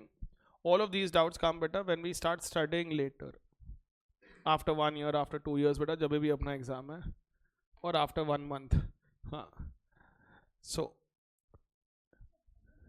when they mention 10% per annum, they never mention that it is compounded annually. By default, if the bond has cash flows on a semi-annual basis, the discounting rate is also on a semi-annual basis. If the bond has cash flows on a quarterly basis, the discounting rate is also on a quarterly compounding. So if they mention like this, beta, it means it is half yearly compounding. If it is half yearly compounding, guys, it means it is effectively 5% for every. So effective annual return will change. Effective annual return, beta, will be 10.25%. We do not have to compute that. If 5% is for every 6 months as such, guys, what will be your effective annual yield? 1 plus 5% whole power 2 minus 1. You will get a return of 10.25%. समझ में आ रहा है? So if I tell you, beta, that there is a bond whose coupons are payable on a quarterly basis, then I tell you that the rate applicable is 12% per annum. How will you get your quarterly discounting rate? Divide by 4. Hushari mat karna. Assuming that 12% is your effective annual return. If 12% is the effective annual return, what should be the rate that is applicable to a quarter? They have never done that in the examination. They did that once as such, beta, that was in early 2000s. Then they've understood that they're not supposed to mess around with those things. Because unki khud ki language, beta, is very ambiguous sometimes. If they go by that concept as such, beta, then the answer of every question will change. They did that only once, beta, wherein the bond had semi-annual cash flows, and they specified bloody after the discounting rate that this is annually compounded. So if I specify that R is 12% per annum annually compounded, it is not 3% per quarter. Are you getting the point now? If you clearly specify, because I need a discounting rate that is applicable to a quarter, and I'm telling you that R is 12% per annum compounded on an annual basis. ये सब पढ़ाने की जरूरत नहीं है, but I'm just trying to tell you, if at all they have to complicate things, how can things be complicated? Now यहाँ पे how will I get quarterly compounding rate? 1 plus R by M whole power M minus 1 should be equated to, because your effective annual yield is 12%. They will not do this. If they give us that the discounting rate is 12% and they give us that the cash flows are on a quarterly basis, that means compounding is also on a quarterly basis. How will you compute discounting rate applicable for each quarter? You will directly write 12% divided by 4 quarters. मैं दूसरा case नहीं लिखाने वाला हूँ बेटा अभी मैं, because it is not required. If I make you write in the concept note in the very first few pages, you will keep revising that again and again later as such, beta, and you'll confuse yourself. If at all it is required in any question, then we will come back to this concept. Otherwise, no. As of now, यही समझना है. Whatever is the discounting rate given in the question, please divide it by the number of compounding periods. If they give 12%, divided by 4. If it is quarterly, if they give us half yearly, directly divide by 2. Is that clear? Yes or no, guys? क्या लिखे बेटा sentence?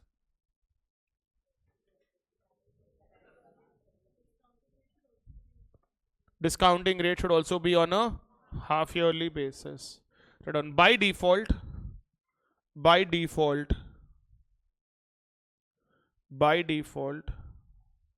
the discounting rate, by default, the discounting rate would be based on, by default, the discounting rate would be based on the timing of cash flows given in the question. The timing of cash flows given in the question. By default, the discounting rate will be based on the timing of cash flows given in the question. If the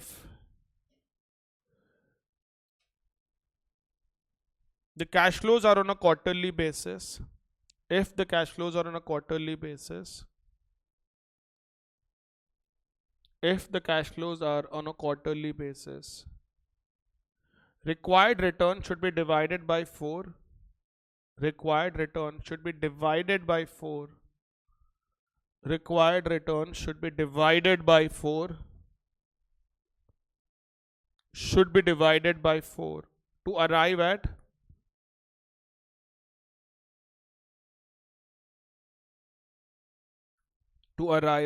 the quarterly rate.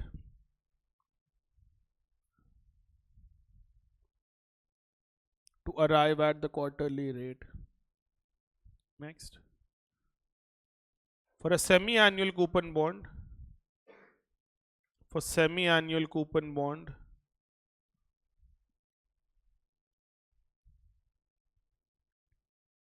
For a semi-annual coupon bond, the discount rate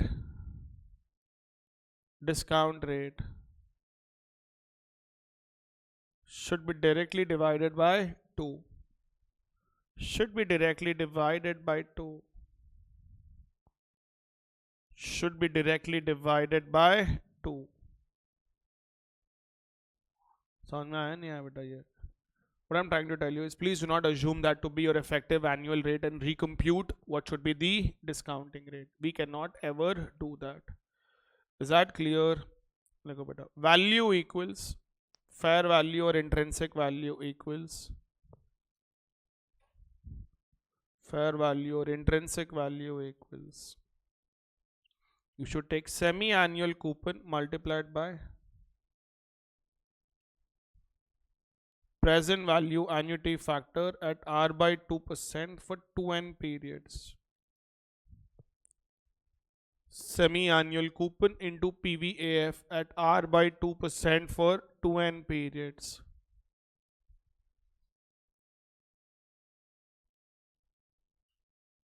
Plus redemption value into present value factor at R by 2% for the 2nth period. R by 2% into for the 2nth period.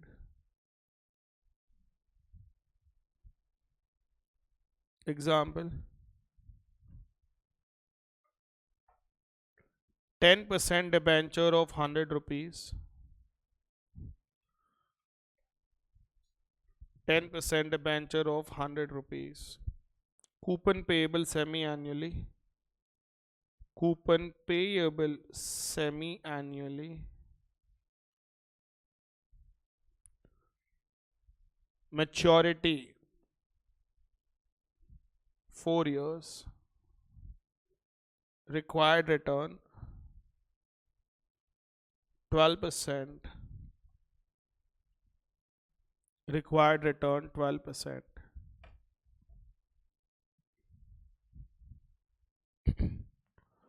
%, debenture of 100 rupees, coupon payable semi-annually, maturity is 4 years, required return is 12%. Compute the value of the bond, guys.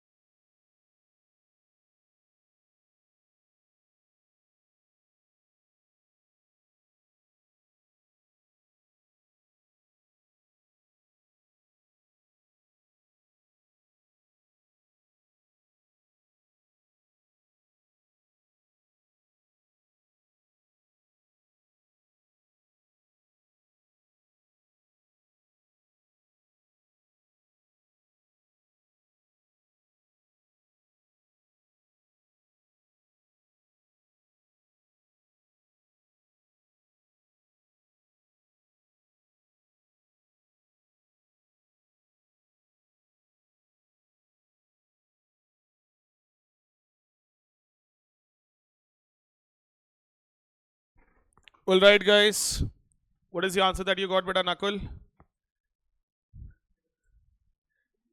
Nakul has got an assistant today, guys.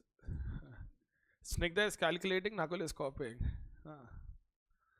Guys, your semi-annual coupon beta is not 10 rupees, it is 5 rupees. You'll write 5 rupees multiplied by PVAF at 6% for how many periods? 8 periods. Plus 100 rupees multiplied by present value factor at 6% for the 8th period. Please do not discount 10 rupees for every 6 months. If you do that, you will end up receiving 20 rupees in a year, guys. Are we clear? How much is this, beta? 93.7? ఎంత వచ్చింది నువ్వు 10 రూపాయలు తీసుకున్నావా? Yes, guys. Please do not take 10 rupees as the coupon payment, beta. You're supposed to take only 5 rupees as your coupon payment. The value of the bond beta is 93.79. क्या हुआ बेटा terminal value? है ही नहीं terminal value यहाँ पे. Terminal बोला ना वो. Terminal value is the word to be used only in respect of projects, not in respect of investments in securities.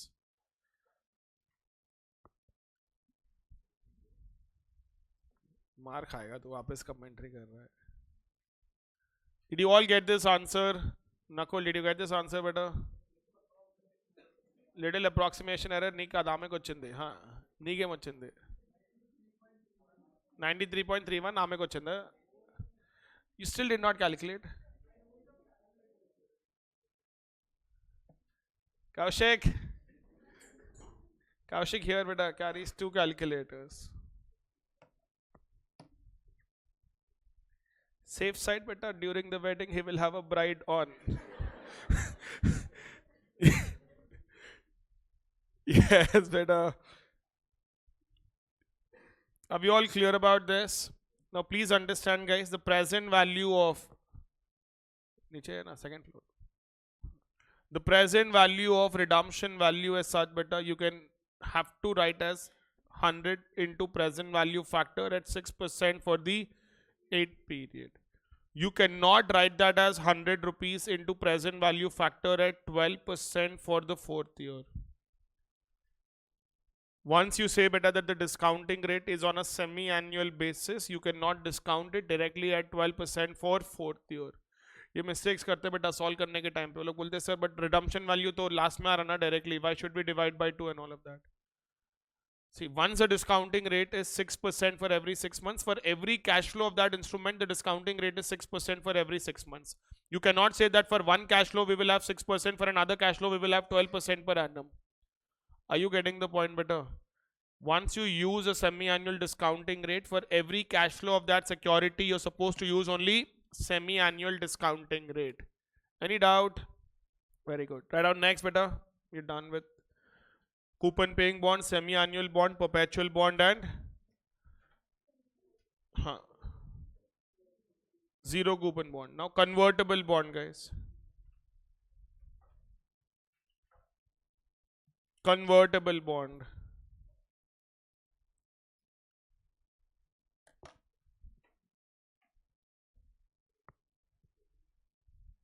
When we use the word convertible bond guys, it is convertible into equity shares at the option of the holder. Whoever is owning the security, owning the debenture beta, he has an option to convert that debenture into equity shares. How many equity shares will be specified? ठीक है? If it is not specified as such beta, then it is a liability only as per your FR as such guys. If you convert that into shares worth 100 rupees, what benefit are you giving them? If you tell the holder of a debenture as such beta that on the time of maturity either you will get 100 rupees or you will get shares worth 100 rupees. Are you giving them any benefit? No. When will you give them a benefit guys? You tell them that I will give you 100 rupees or I will give you 2 shares. You specify the number of shares. Now if the value of those shares becomes 500 rupees, they are it again. If the value of those shares reduces beta, they will not exercise the option, they will take cash from the company. But if you simply tell them that I will give you shares worth 100 rupees upon maturity, there is absolutely no benefit. Can't they directly buy shares on their own? Even if you give them 100 rupees, they will go in the market and buy shares of that company but at 100 rupees. So you do not give them shares worth redemption value. You give them a fixed number of shares. The advantage to the holder of a convertible instrument beta is that if the value of the instrument increases, he can exercise the conversion option and convert that debenture into equity shares, fetch a higher value. Usually convertible securities are issued beta by companies that are going through a bad phase. The one who are, see, if the company is in a very strong position as such beta, why will they want to give that dual advantage to the holder of the investor? अब जैसे बीच में 2014 2015 है साथ बेटा Tata Motors was continuously incurring losses, even JLR was going through a bad phase. Anyone who wants to infuse money into this company as such, guys, in the form of equity, isn't he taking way too high risk? Yes or no, guys? So what will they do beta if they still want to get that ownership? Is subscribe to a convertible debt. For the time period they will get a fixed income. If the company's operations as such beta get well with time, obviously the value of equity increases, they will convert that instrument into equity shares. Tata Sons infused money in Tata Motors back then, but not in the form of convertible debt, convertible preference shares. The reason was different. Tata Motors ke balance sheet mein debt was already very high, so they couldn't afford to borrow more money, so that is why they preferred infusing money in the form of convertible preference shares. For the time being it will be a preference share. If at all the company does well as such beta, they will exercise the option and convert those preference shares into equity shares. No doubt about it, whoever is the holder of a convertible instrument is at a dual advantage. You get fixed income. If the company does well, you convert your security as such beta into equity shares. ये समझ में आया? Companies which perform well, remember, usually will never issue convertible securities. It does not make sense as such beta to issue a convertible securities if the company is in a very good situation. You will not see Reliance Industries beta issuing convertible securities. The company already has good enough amount cash balances. अगर पैसा raise ही करना है, they will directly issue equity shares. Why will they want to issue a convertible security? Unless the promoters are subscribing to it. Promoters might want to take convertible instruments better. That's a different story again. Are we clear about this? So how do we value a convertible bond, guys?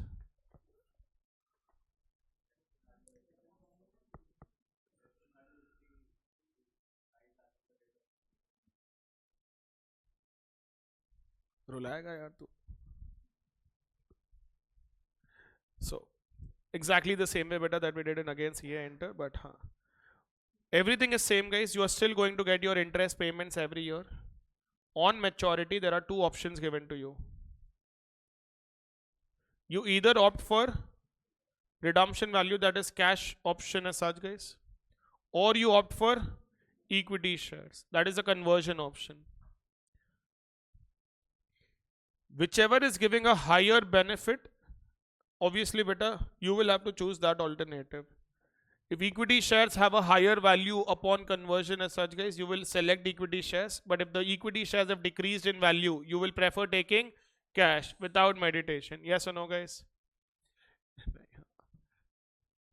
बेटा I understand Saturday morning already party mode में आ गए होंगे या फिर कल रात में ज़्यादा पार्टी कर लिए होंगे बेटा, बट थोड़ा पढ़ाई पे भी ध्यान दो. All right, get used to this schedule. Sleep a little early as such, बेटा. When I say little early, 10:30 11 possible. Look at those faces. What are you talking about? Nonsense. Okay. We work till 11 o'clock, sir. By the time we reach home, it is 12:31. Anyways, guys, I feel bad for you guys, but is there any other alternative? हाँ, exam लिखना है ना या नहीं लिखना है? लिखना है. So let's do this now, guys, properly. बीच में ऑफिस में सो जाओ बेटा रोज दिन में. Take a nap of 1 hour in the office timings. हाँ बेटा, हम ऐसी नींद मार लेते सर. 1 घंटे का सोने का टाइम मिला तो किसी को लंच पे लेके चले जाएंगे ना. All right, guys. So on maturity, you will either opt for cash option or you will opt for conversion option. This is why, guys, you will write it will be the higher of cash component or conversion value. When you say conversion value, guys, it is the expected value of equity shares that you're going to derive upon conversion. Number of shares into expected market price of equity share.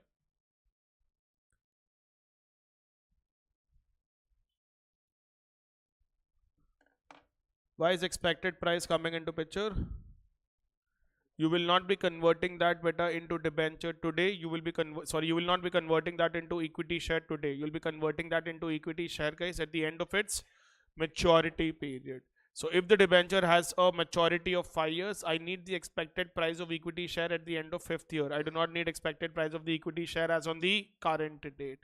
This is why beta we write that it should be the expected price of equity share multiplied by your number of shares that you will be receiving. This will become the expected conversion value. But sir, isn't this a mere estimate? Because how will we know what is going to be the exact market price?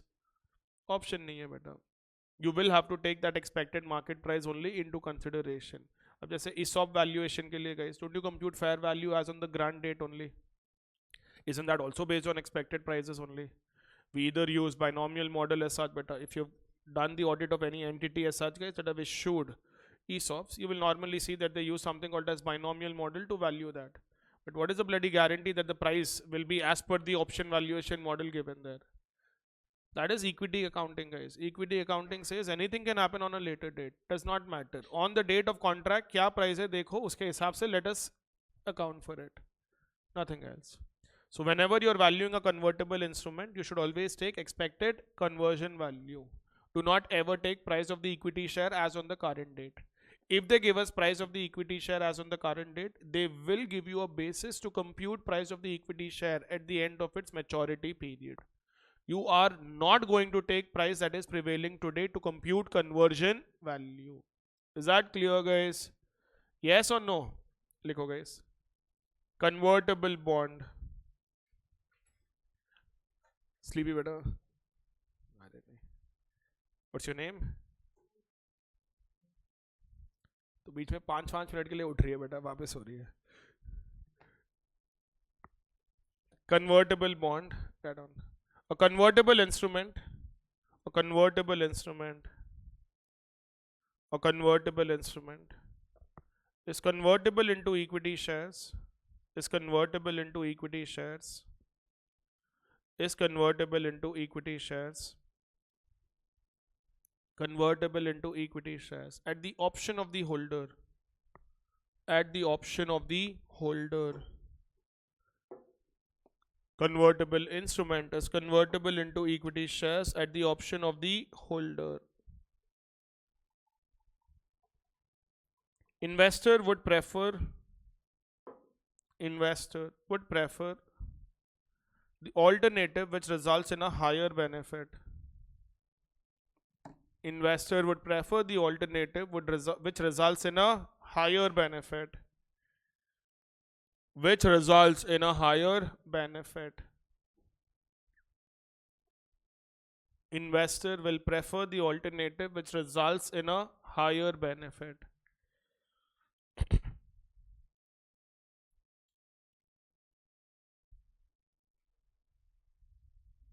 ये लिखो बेटा on maturity.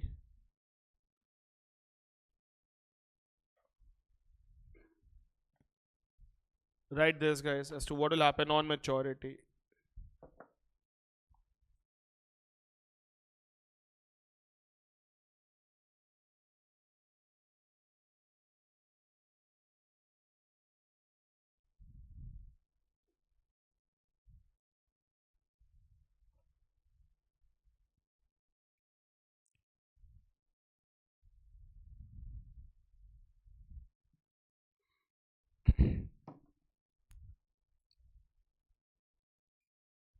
लिख लिए बेटा पूरा ये.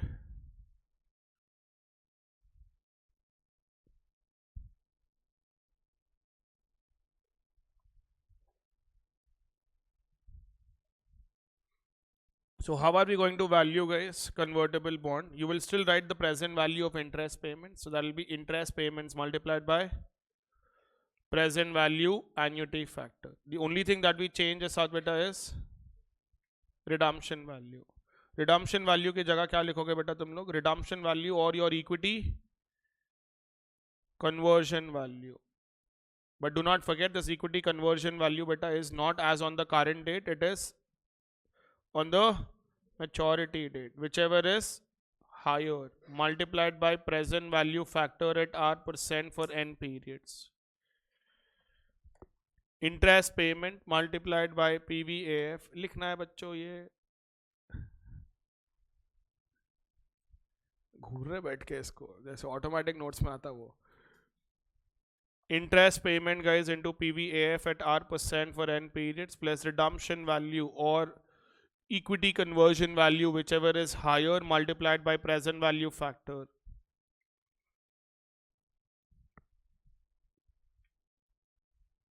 Multiplied by present value factor. Write down example.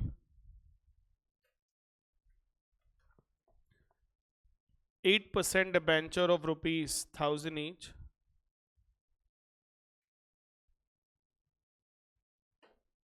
8% debenture of rupees 1000 each. Maturity 5 years. 8% debenture of 1000 each. Maturity 5 years. Convertible into 5 shares. Convertible into 5 equity shares. Convertible into 5 equity shares. Present market price. Oh, at the option only, beta. Haan. Present market price of equity share. Present market price of equity share. 150 rupees. 150 rupees. It is expected to grow at the rate of 10% per annum. It is expected to grow at the rate of 10% per annum. It is expected to grow at the rate of 10% per annum.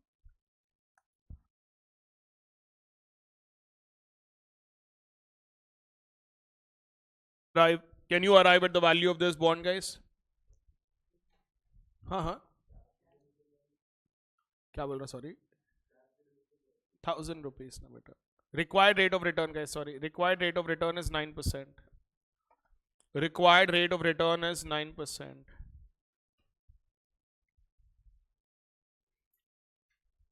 Always remember, if nothing is given, bond is redeemable at par.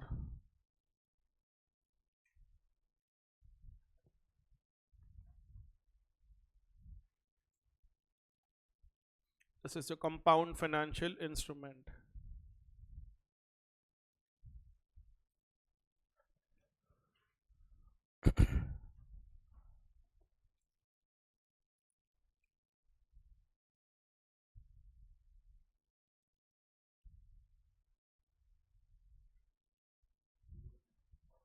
One zero 1096.2.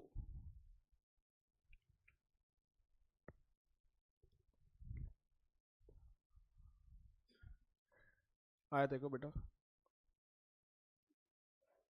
हाँ, equity में ज्यादा आ रहा है. Take that as a price and then discount it for 5 years because even that is at the end of 5th year ना बेटा. You will discount interest payments for 5 years. You will discount conversion value also for the 5th year. 1096. So what is your expected price at the end of 5th year, beta? Expected price of share at the end of 5th year, guys. It is going to grow at a rate of 10% for 5 years. So I'll write 150 multiplied by 1.1 whole power 5. 240. 1.58. 241.58 beta is your expected price of share at the end of 5th year. क्या हुआ guys? 10596 point change. On maturity, guys, you will have two options. What is that, guys? Either you select cash component of how much? 1000. Or you will get equity shares beta worth how much?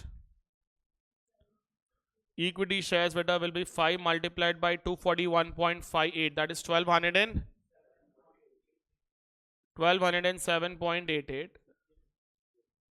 1207.88. So what are you going to consider beta as the maturity value? 1000 rupees or 1207? 1207. So the value of the bond beta today will be, you are going to get kitna percent debenture bola? 8%. So you're going to get that 80 rupees every year beta for the next 5 years. You're going to discount that at 9%.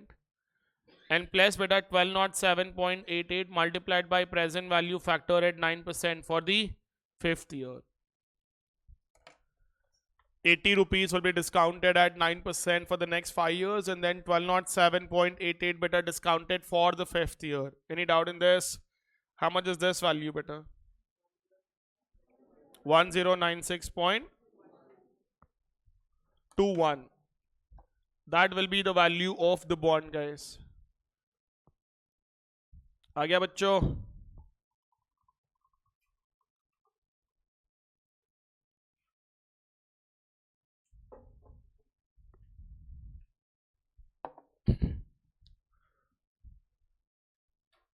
The value of this bond will be 1096.2. Any doubt in this? So this is about value of convertible bond. One last concept under value beta, then we'll go to the concept of yield and then start solving questions. Is everyone done with this valuation? Nakul, answer Vachinda. You got a calculator, right? You know how to use it? Huh? But you're not getting the answer. Skating chahiye vastadi.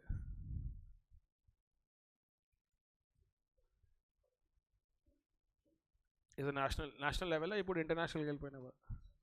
हाँ. Only national level अभी तक. Is a national level skating champion, guys. हाँ. I never said only. अरे पागल हो गया क्या यार? तू भी तो है ना यार.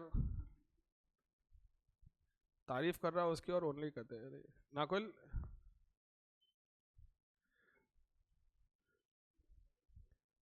Back to this, guys. Nakul will help us with the next concept. That is the 5th point, no? 6th point better now. Floor value of a convertible bond. Floor value of convertible bond. Yes, better the national champion. What do you mean by floor value of convertible bond? No idea. Snegda. Darshan. Guys, floor value simply means minimum. Excellent. Throughout finance, wherever we use the word floor, it is minimum. Wherever we use the word cap, it is maximum. कहीं पे भी आने दो बेटा, आगे जाके देखेंगे that there is something called as interest rate option बेटा. There is cap, there is collar, there is floor. So as of now, guys, when we use the word floor value, it is minimum value. So if you were to compute the minimum price of a convertible bond, how are we supposed to do it? Lower of, हाँ, क्या रह सकता है बोल lower? अगर equity on maturity beta, let us say that cash component, पिछले वाला example 1000 rupees, but equity value decreases, equity conversion value beta is only 700. So what are we going to take to compute floor value? 1000. It is not whichever is lower, it is ignore conversion option. The bare minimum that you're going to get on maturity beta is floor value, that is 1000 rupees cash component. Even if the value of the equity share is going below the maturity value beta redemption value, an investor is guaranteed of cash component. Yes or no? Isn't an investor guaranteed of that 1000 rupees payment? Because of that beta, floor value will be computed as the present value of interest payments and the present value of cash component by ignoring your conversion option. समझ में आ रहा है नहीं आ रहा है? Simple guys, floor value मतलब minimum value. The minimum value of the bond is not going to go below this. Sir, can there be other factors affecting minimum value? Undoubtedly yes. Like what if the prevailing market interest rates are only changing? Or what if this company started defaulting? There can always be interest rate risk, guys. But if I assume all the other factors to be constant, the only component that we say that can change is equity value. So if you keep only that factor in mind as beta, then the floor value should simply be equal to the present value of interest payments and the present value of redemption value. Are we clear about this? Yes or no? That on beta.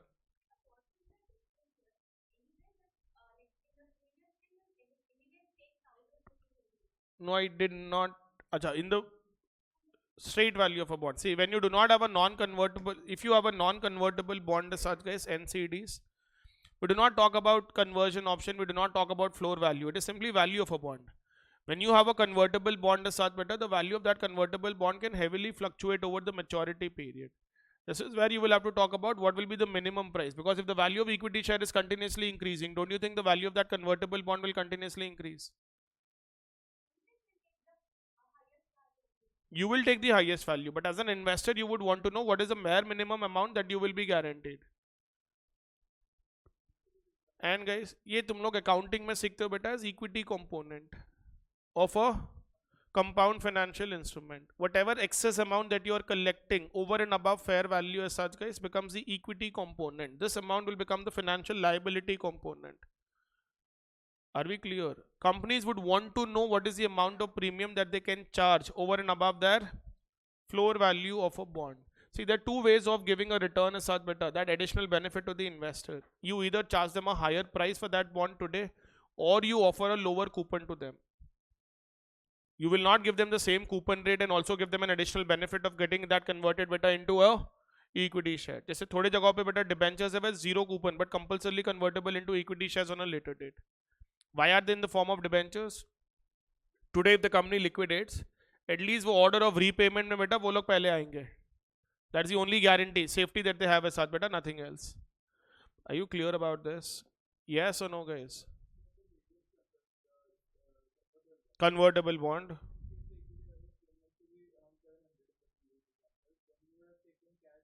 You would have taken cash. That's the minimum price.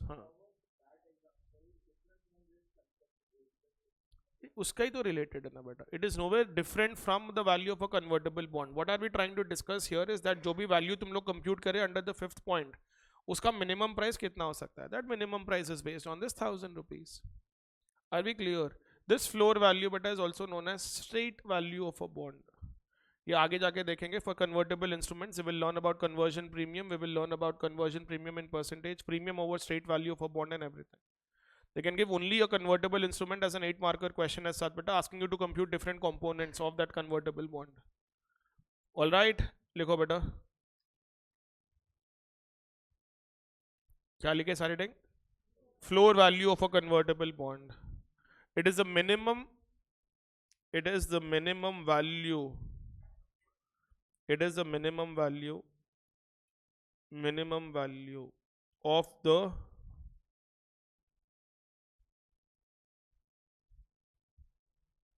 minimum value of a convertible bond.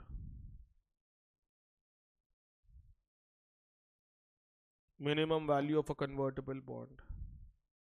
Next line. On maturity, even if the value of equity shares reduces, even if the value of equity shares reduces, even if the value of equity shares reduces, the investor will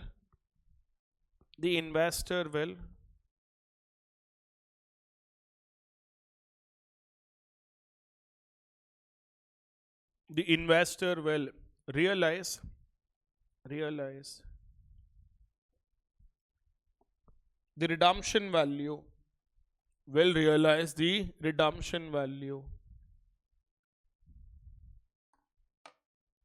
hence the floor value is computed. The floor value is computed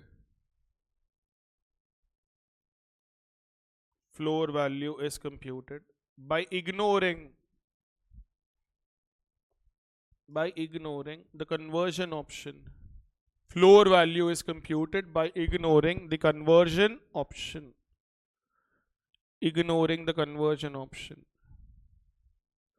अपने example के लिए बेटा, let us say guys that the conversion value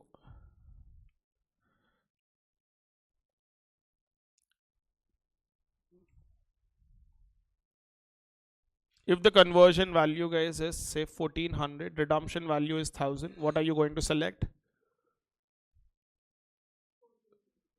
कोने पे 1000 select करता है if you have an option of getting 1400? Floor value के लिए नहीं बेटा, नॉर्मल एग्जांपल के लिए, जस्ट टू टेल.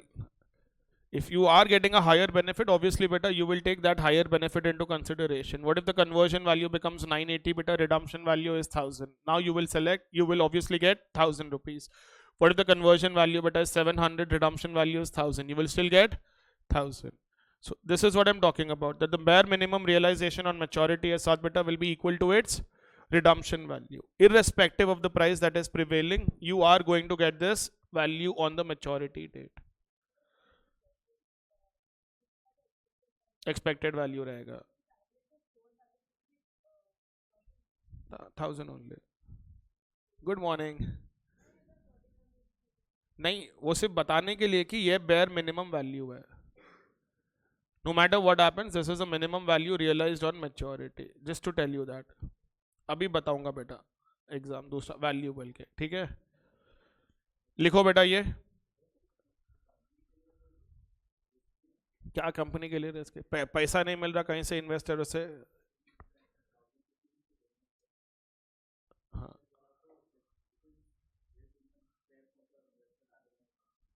मतलब ऐसे. See guys, that is not the case. You have to understand guys, it is not always about what do you want, it is also about what is available. Yes or no?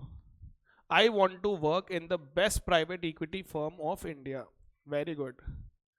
What should I consider? What are the options available? Many companies would want to raise money only by issue of debt or only by issue of equity shares. What if they do not have opportunities? This is where beta we see all of these instruments. समझ में आ रहा है नहीं आ रहा है? अब जैसे Piramal group of companies बेटा, उनका family office is invested in this clutch manufacturing business called as Setco automotive. कभी सुने ये बिजनेस के बारे में? It makes clutches for all the heavy commercial vehicles. Once upon a time had a very good market share, but heavily debt ridden now. Heavily debt ridden. They needed fresh infusion of funds. They cannot borrow because they're already heavily debt ridden. They're not able to repay anything as such better. No one will want to infuse equity into this business because if they're infusing equity as such, they are at the risk of losing everything. So Piramal Group said, we want you to restructure the organization, create a new subsidiary. The entire manufacturing units of your business will get transferred to that subsidiary without the debt component. The debt component will still be in the holding company's books. Piramal Group infused equity in that subsidiary. अब existing investors of the group company Setco Automotive should not cry, ये तो हमारे लिए unfair है ना बोल के. Why did they do that as such बेटा? They did not want that debt to affect their equity value, क्योंकि debt किसका है अभी?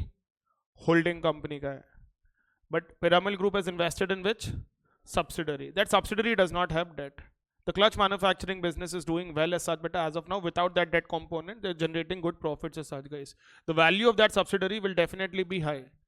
But the group entity still has a huge amount of debt. The group entity is still trading at a price of 9 rupees, 10 rupees better now. Ek time pe the price of the share was pretty high. But then this 9 rupees or 10 rupees is also a big question mark. If they are able to continue to repay that debt as such better, well and good. If the company liquidates as such better there, gaya वो 0 rupees हो जाएगा. अब ये नहीं बोलोगे ना, if you are an existing investor of Setco Automotive, हमारे साथ धोखा हो रहा है बोल के. At least someone is infusing money better to revive that business. Isn't that more important? If they were not even infusing that money to revive that business better, don't you think this company would have gone for a toss anyways? कुछ तो मिल रहा है. Is that clear? Very good.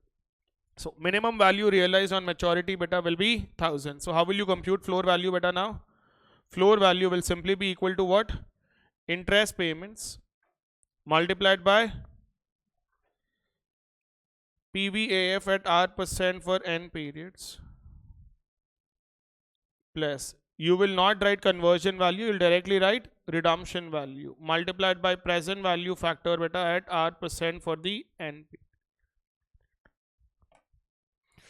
Floor value will be interest payment into PVAF at R% for n periods plus redemption value guys multiplied by PVF at R% for the n period. समझ में आया नहीं आया? The ones who are done with FR beta, you have done this concept. Excess amount above this becomes your equity component. This amount you're going to record that as a liability.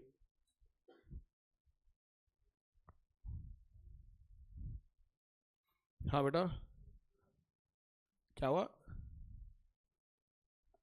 Are we all done with this? चलो guys. The next concept beta is yield to maturity.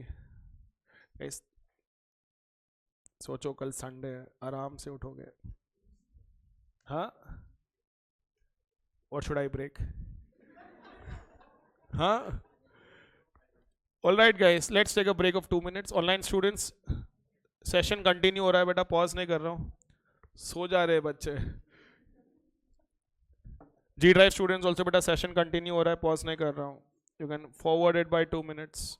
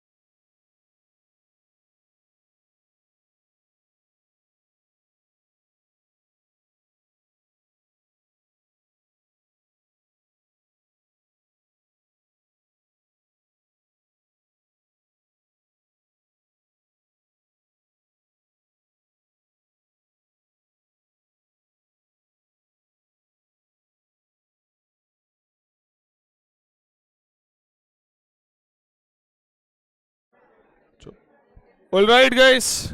Online students, I hope you're all there. Guys, we have just 2-3 more concepts. Once we're done with that, we'll start solving questions. Garden में घूम रहा है बेटा तू. Yield to maturity, guys. Now, when we talk about yield to maturity, okay, sir.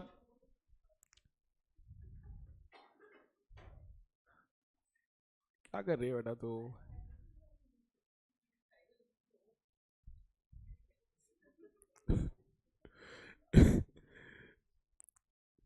Now, yield to maturity, guys. What do you understand by the word yield to maturity? पूरा पूछ रहा हूँ उसके बाद में कहते yield to maturity बेटा ने. हाँ, yield to maturity. What is the meaning of the word yield? Return. So yield to maturity beta is what is the return that you're going to generate if you purchase the bond today and you hold it till the maturity period. If you're buying some instrument today and holding it till the maturity date, what is the effective return that you're going to generate on that? Will be YTM. How will I compute YTM? IRR. The most accurate way of computing YTM as such beta is to go by the concept of IRR. We are not supposed to do that. We're directly supposed to use the shortcut method that I've just explained a couple of minutes back beta. Did I cover the concept of yield when there are multiple year returns involved? So using the shortcut method, guys, you're directly going to write whatever is your interest amount as such beta plus redemption value minus purchase price divided by n whole divided by redemption value plus purchase price by 2. This will become your yield to maturity. If nothing is specified, please prefer using only your shortcut method. Do not use IRR.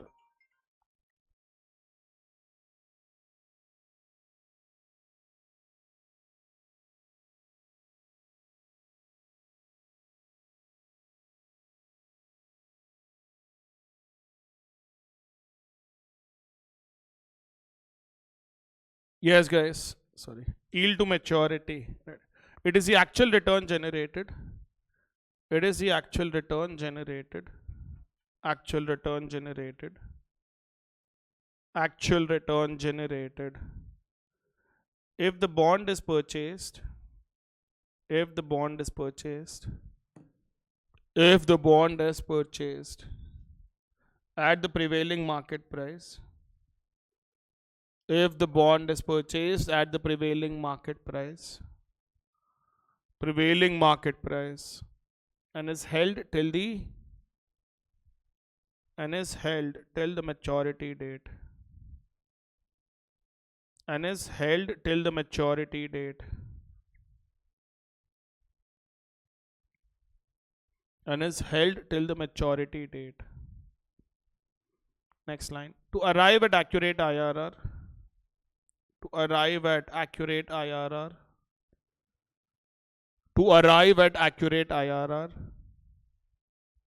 we should use, to arrive at accurate YTM.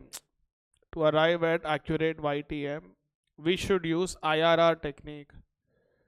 To arrive at the accurate YTM, we should use IRR technique.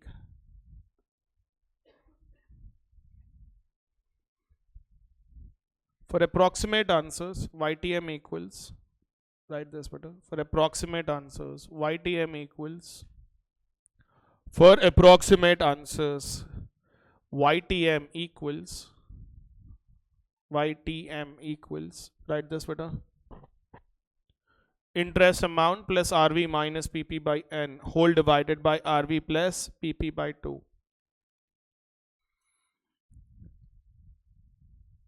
Interest amount plus RV minus PP by N whole divided by RV plus PP by 2.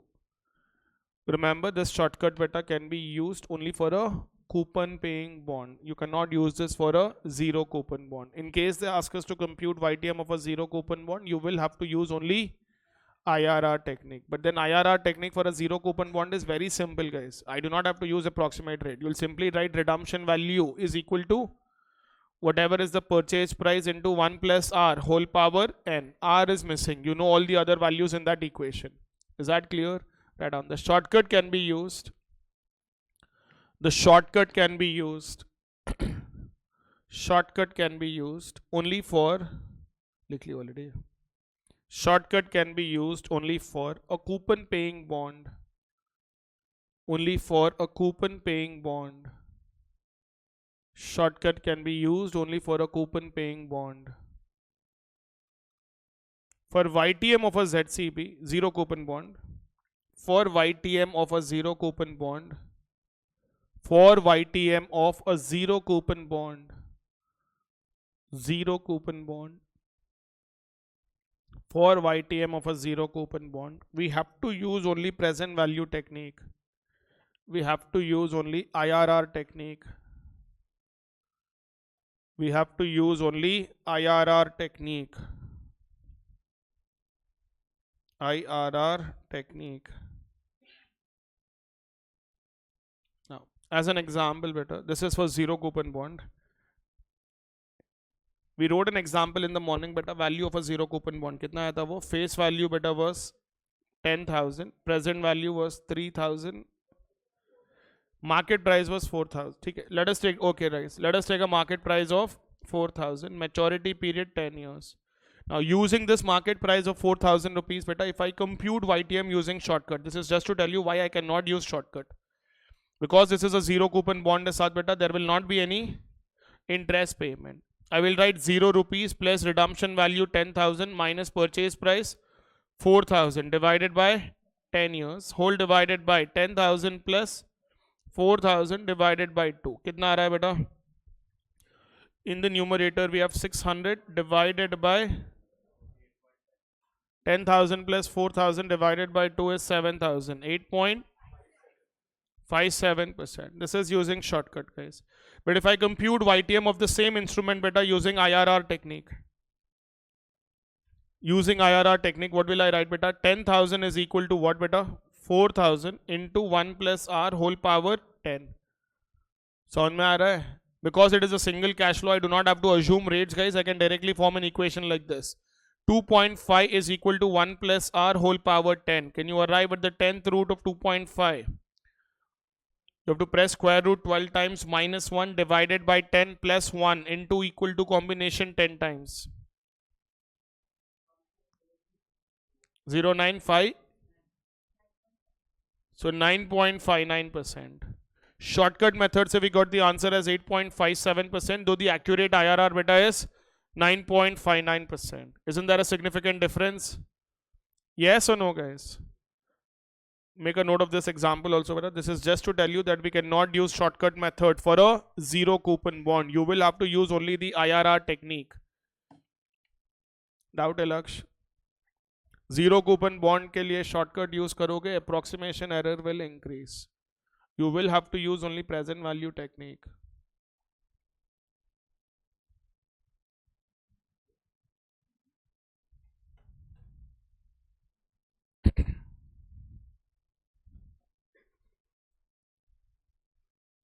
I hope you remember that you're supposed to carry 2 notebooks, beta. आज नहीं लेके आए तो at least from Monday start getting the other notebook. We'll start solving all the questions only in the other notebook.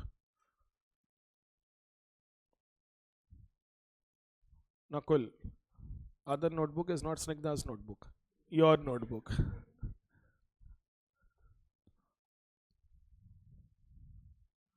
Make a note of this, guys.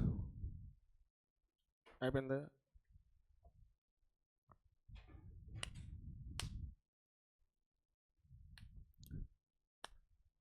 Disturb कर रहा है बेटा वो केशव, तेरे को नहीं कर रहा है ना, सामने वाले को कर रहा है वो बेटा। जहाँ पे भी वो बैठती ना उसके पीछे पीछे आ जाता वो, क्योंकि आज विधि एब्सेंट है।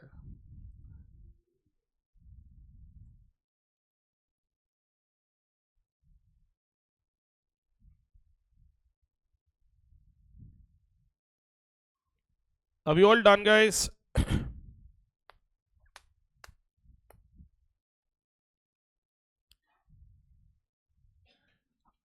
How many of you do not have offices on every Saturday, guys? Do not have offices at all.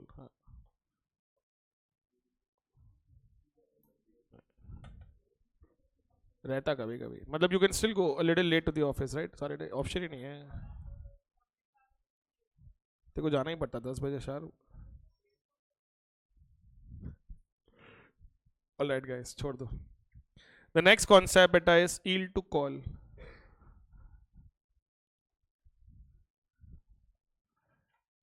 YTM, YTC. For this you should know what are callable bonds. Pranav, what are callable bonds?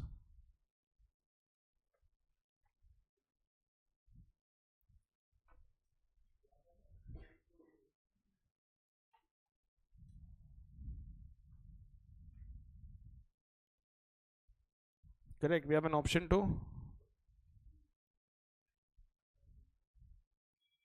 buy back the bonds at a specified price. Call throughout finance means option to buy. Put throughout finance means option to sell. Wherever we come across the word call beta, it would only mean right to buy. Wherever we come across the word put, it would mean that you have a right to sell. Imagine a company is issuing bonds as such, guys, in the year 2024 when the repo rate is 6.5% and your short-term government security rates as such beta 6.8%. So this company had to offer a coupon rate of, say for example, 10% because the company was a AA rated company. Alright, because the credit rating is AA as such beta, they're offering 10%. But this company also, and the maturity period beta is at 10 years. This bond will be redeemed only after a period of 10 years. So, if the sorry, एक second बेटा, तुम्हारे manager is here. बैठो साहब, आप भी आ जाओ class में. मार खाएगा तू अभी कंटिन्यू कर. Yes guys. Now what was I teaching beta? So coupon rate is 10%, maturity period beta is 10 years. You are expecting that the interest rates can come down, they can reduce. Possible. We all know beta that a repo rate of 6.5% is very high. We are all expecting a decrease in the interest rates. We expect that decline might come in the next year. It was supposed to be done in the current year only. Just the other day beta Piyush Goyal also made an announcement. देखे तुम लोग. He says this is not government's opinion, this is my opinion. I'm just telling you that the interest rate should be reduced because there are only 4 or 5 commodities that is causing the inflation rate to remain above 6%. You remove those 4 commodities from the entire bunch, inflation rate will come down to 4% or 4.2%. Prices of tomatoes, onions, and he says gold and some other commodity as such beta. These are the primary factors that are driving the inflation up. He says only based on the prices of these commodities, you cannot keeping the interest rates at a higher rate. You need growth in the economy. For that you have to reduce interest rates. Let us say that the repo rate is brought down to 5% over the next 2-3 years. Don't you think short-term security rates also will reduce?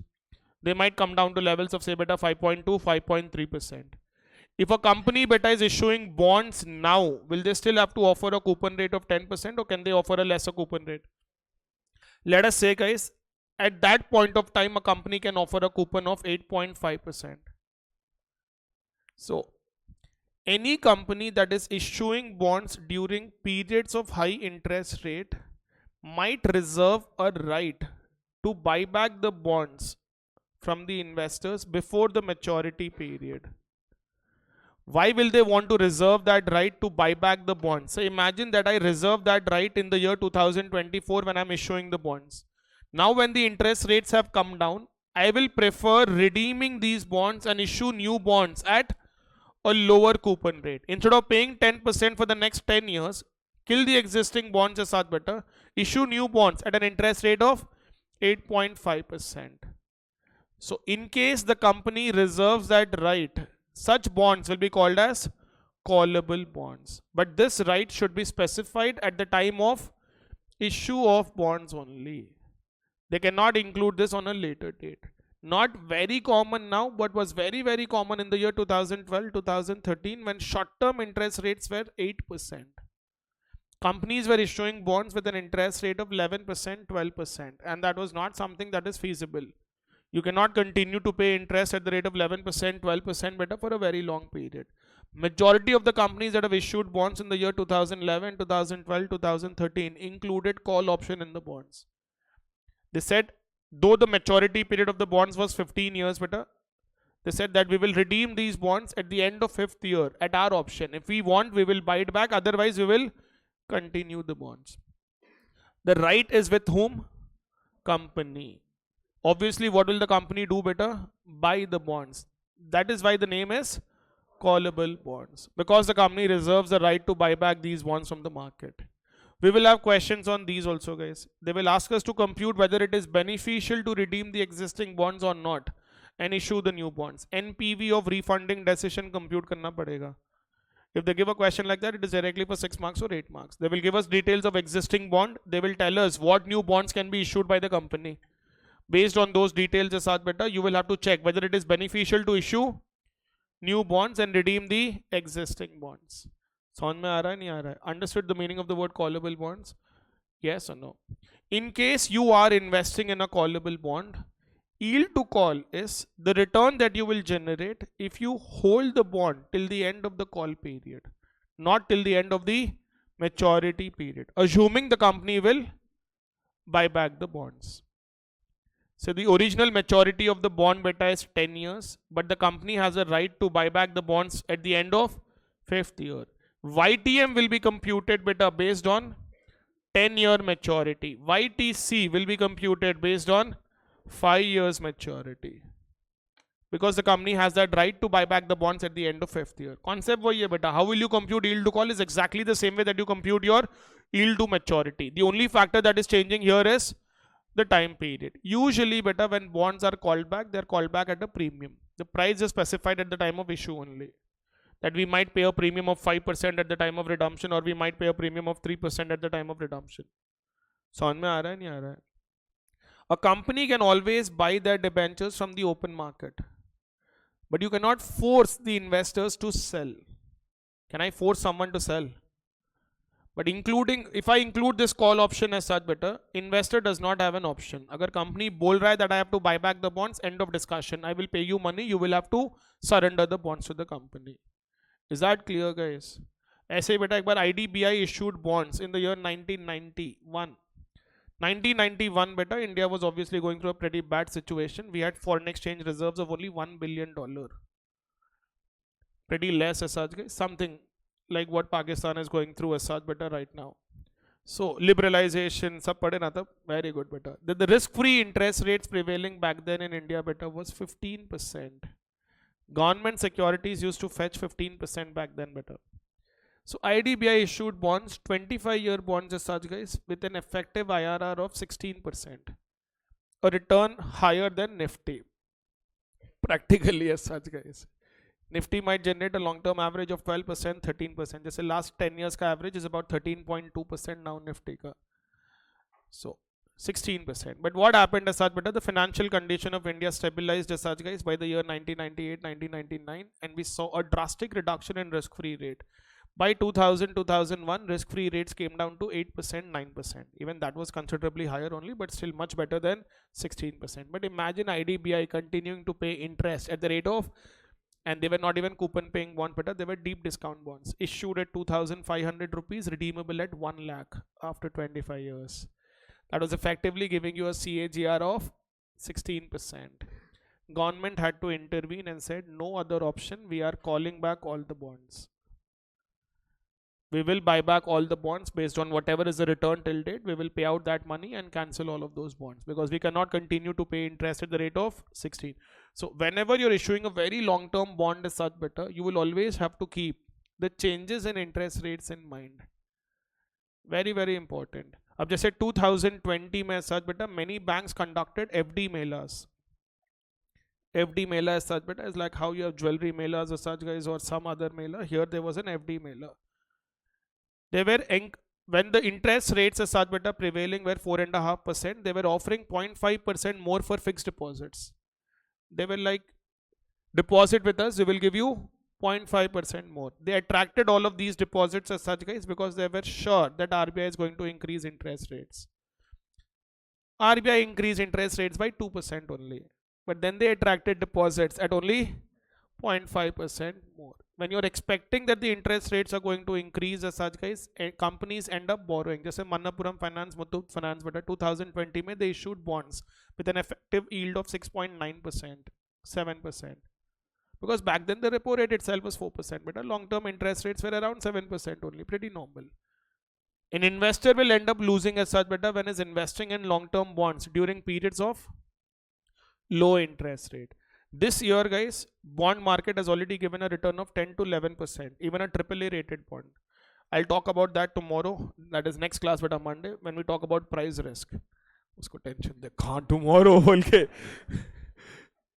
But prices of bonds changes, guys. This year, prices of bonds have increased because we are expecting a decrease in interest rates. Whenever discounting rate reduces, the present value of cash flows will increase. So the price of all the bonds have increased by approximately 2-3% in the current year. We have already discounted the fact that the interest rates are going to reduce. But are we all clear about what is a callable bond? A callable bond, beta, is where the company reserves the right to buy back the bonds. Are we clear? And when will the company want to reserve this right? When the bonds as such, guys, are issued during periods of high interest rate. If you're issuing, ये जो call option incorporate करते हो ना बेटा, इसके लिए you will have to sell the bond at a little lesser price or provide a little higher benefit to the investor. Imagine as an investor, you have two options. One where a company is offering 10% for the next 10 years without call option. One where the company is offering 10% but with a call option of only 5 years. If you would want to safeguard your money for a longer period, where will you put your money? First option, because there you do not have to worry about what is happening at the end of 5th year, no? So जो company with call option जो bonds issue करते हैं ना बेटा, they will have to offer a little higher return.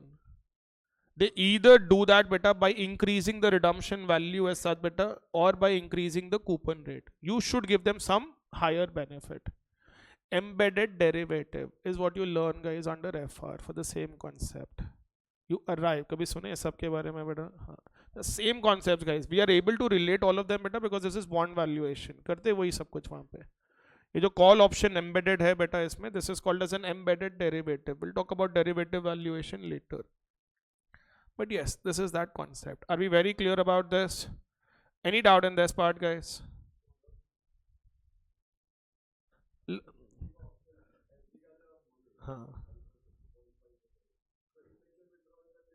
Premature.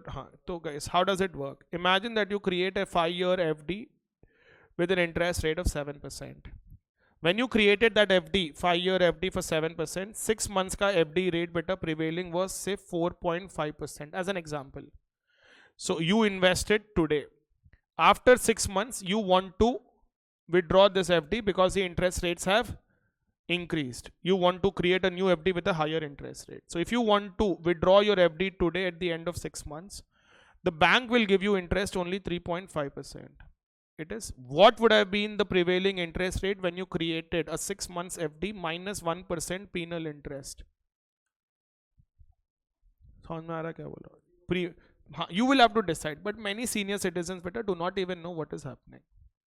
Ab jaise guys, I'm not a senior citizen, but then मेरे को परसों मालूम पड़ा guys that if you pay for 12 months for Jio internet subscription, you get 30 days free. Yes or no? Most of us end up paying for the entire year. We will not want to pay on a monthly basis, but who will track all of that as such? So you end up paying for a yearly basis. I was not aware that that 1 month free extension is not automatically extended. They give you a voucher which you are supposed to claim at the end of 12 months. How many of you are aware of it? Senior citizens. Guys, मैं जब मेरा app login करा, I saw 3 vouchers available. ठीक है, last 3 साल के accumulate हो रहे हैं उसमें, मालूम ही नहीं that this is, you know, to be extended like that. But now if I want to avail those vouchers, it says you cannot because you've already paid advance. When your advance gets exhausted, then you will be able to claim that voucher. That means I have to keep that in mind कि at the end of 1 year जब भी मैं renew करने वाला हूँ, मेरे पास vouchers है, पहले वो क्लेम करना पड़ेगा. ये तो ठीक है बेटा, we use apps and all of that. How many old people who pay for internet subscription even use that app better to track? Don't you simply pay it online and leave it as such, guys? Will they even know that a voucher was credited to their account? Are you getting the point, beta? Corporate governance bolo, jo bhi bolo beta. That's. But anyways, guys, are we all very clear about this? Anil, लिखो बेटा 1-2 minute up to anyways. Start writing, guys. Siding लिखे yield to call.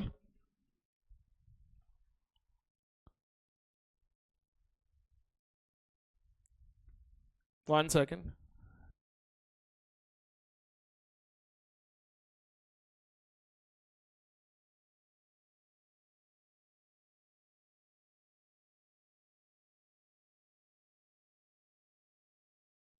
All right, guys. क्या बोल रहा था मैं? Yield to call. Write down. Callable bonds. Callable bonds. Callable bonds are bonds issued. Are bonds issued. Callable bonds are bonds issued where the company has. Where the company has the right to buy back the bonds. Company has the right to buy back the bonds. Company has the right to buy back the bonds before its original maturity period.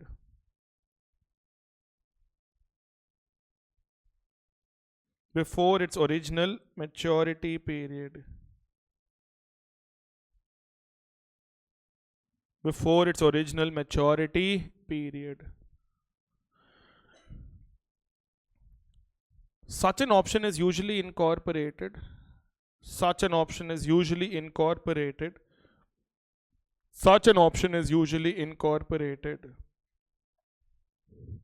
Usually incorporated when bonds are issued during periods.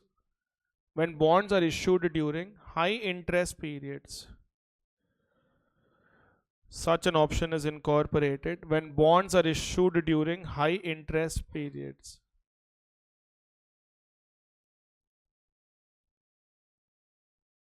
During high interest periods.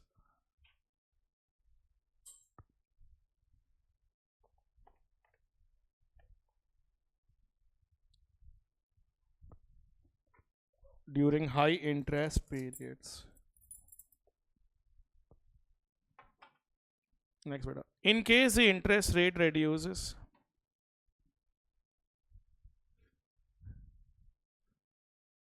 In case the interest rate reduces. The manager of EY is complaining that I'm not shouting at kids. He's like, ये क्या हो गया? You have mellowed down so much. एक दो की बजाओ बोल के वहाँ से sending me messages. It was very very strict beta when they were my students. 6:15 class starts मतलब 6:15. You are entering at 6:16. Get out. Go back home. There's no other alternative. I do not care whether you've been sitting in the office till 2 o'clock in the night or 3 o'clock in the night. It doesn't matter. And you're supposed to solve homework questions and come. ठीक है, वो भी option नहीं देता था. But अभी ये generation देखो बेटा, वो वही बोल रहा है, कुछ नहीं बोल रहा है, तो तब से ये लोग आराम से बैठे से सब लोग हंस रहे गा रहे बोल के. सीनियर, हाँ ये लोग सीनियर सिटीजन है, कहते बुड्ढों पे नहीं चिल्लाना चाहिए ना.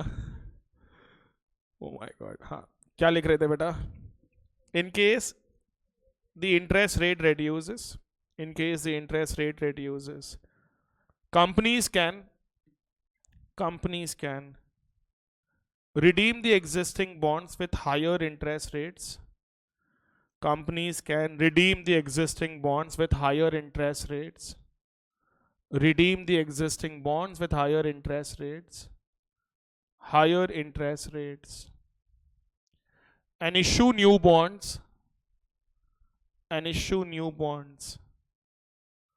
Issue new bonds with lower interest rates.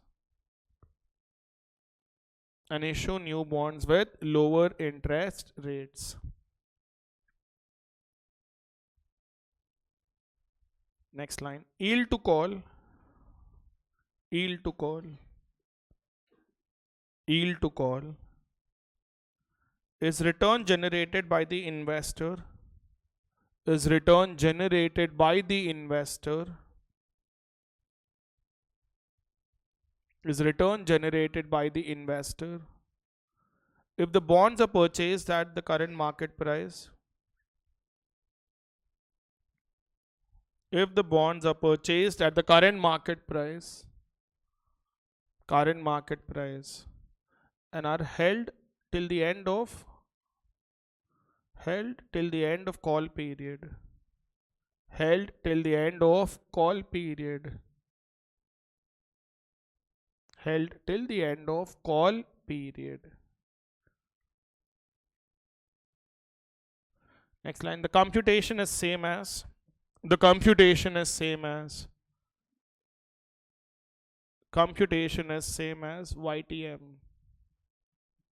computation is same as YTM. Alright guys. So that's it for today's session guys. We'll continue on Monday. Doubt hai? हाँ बोल.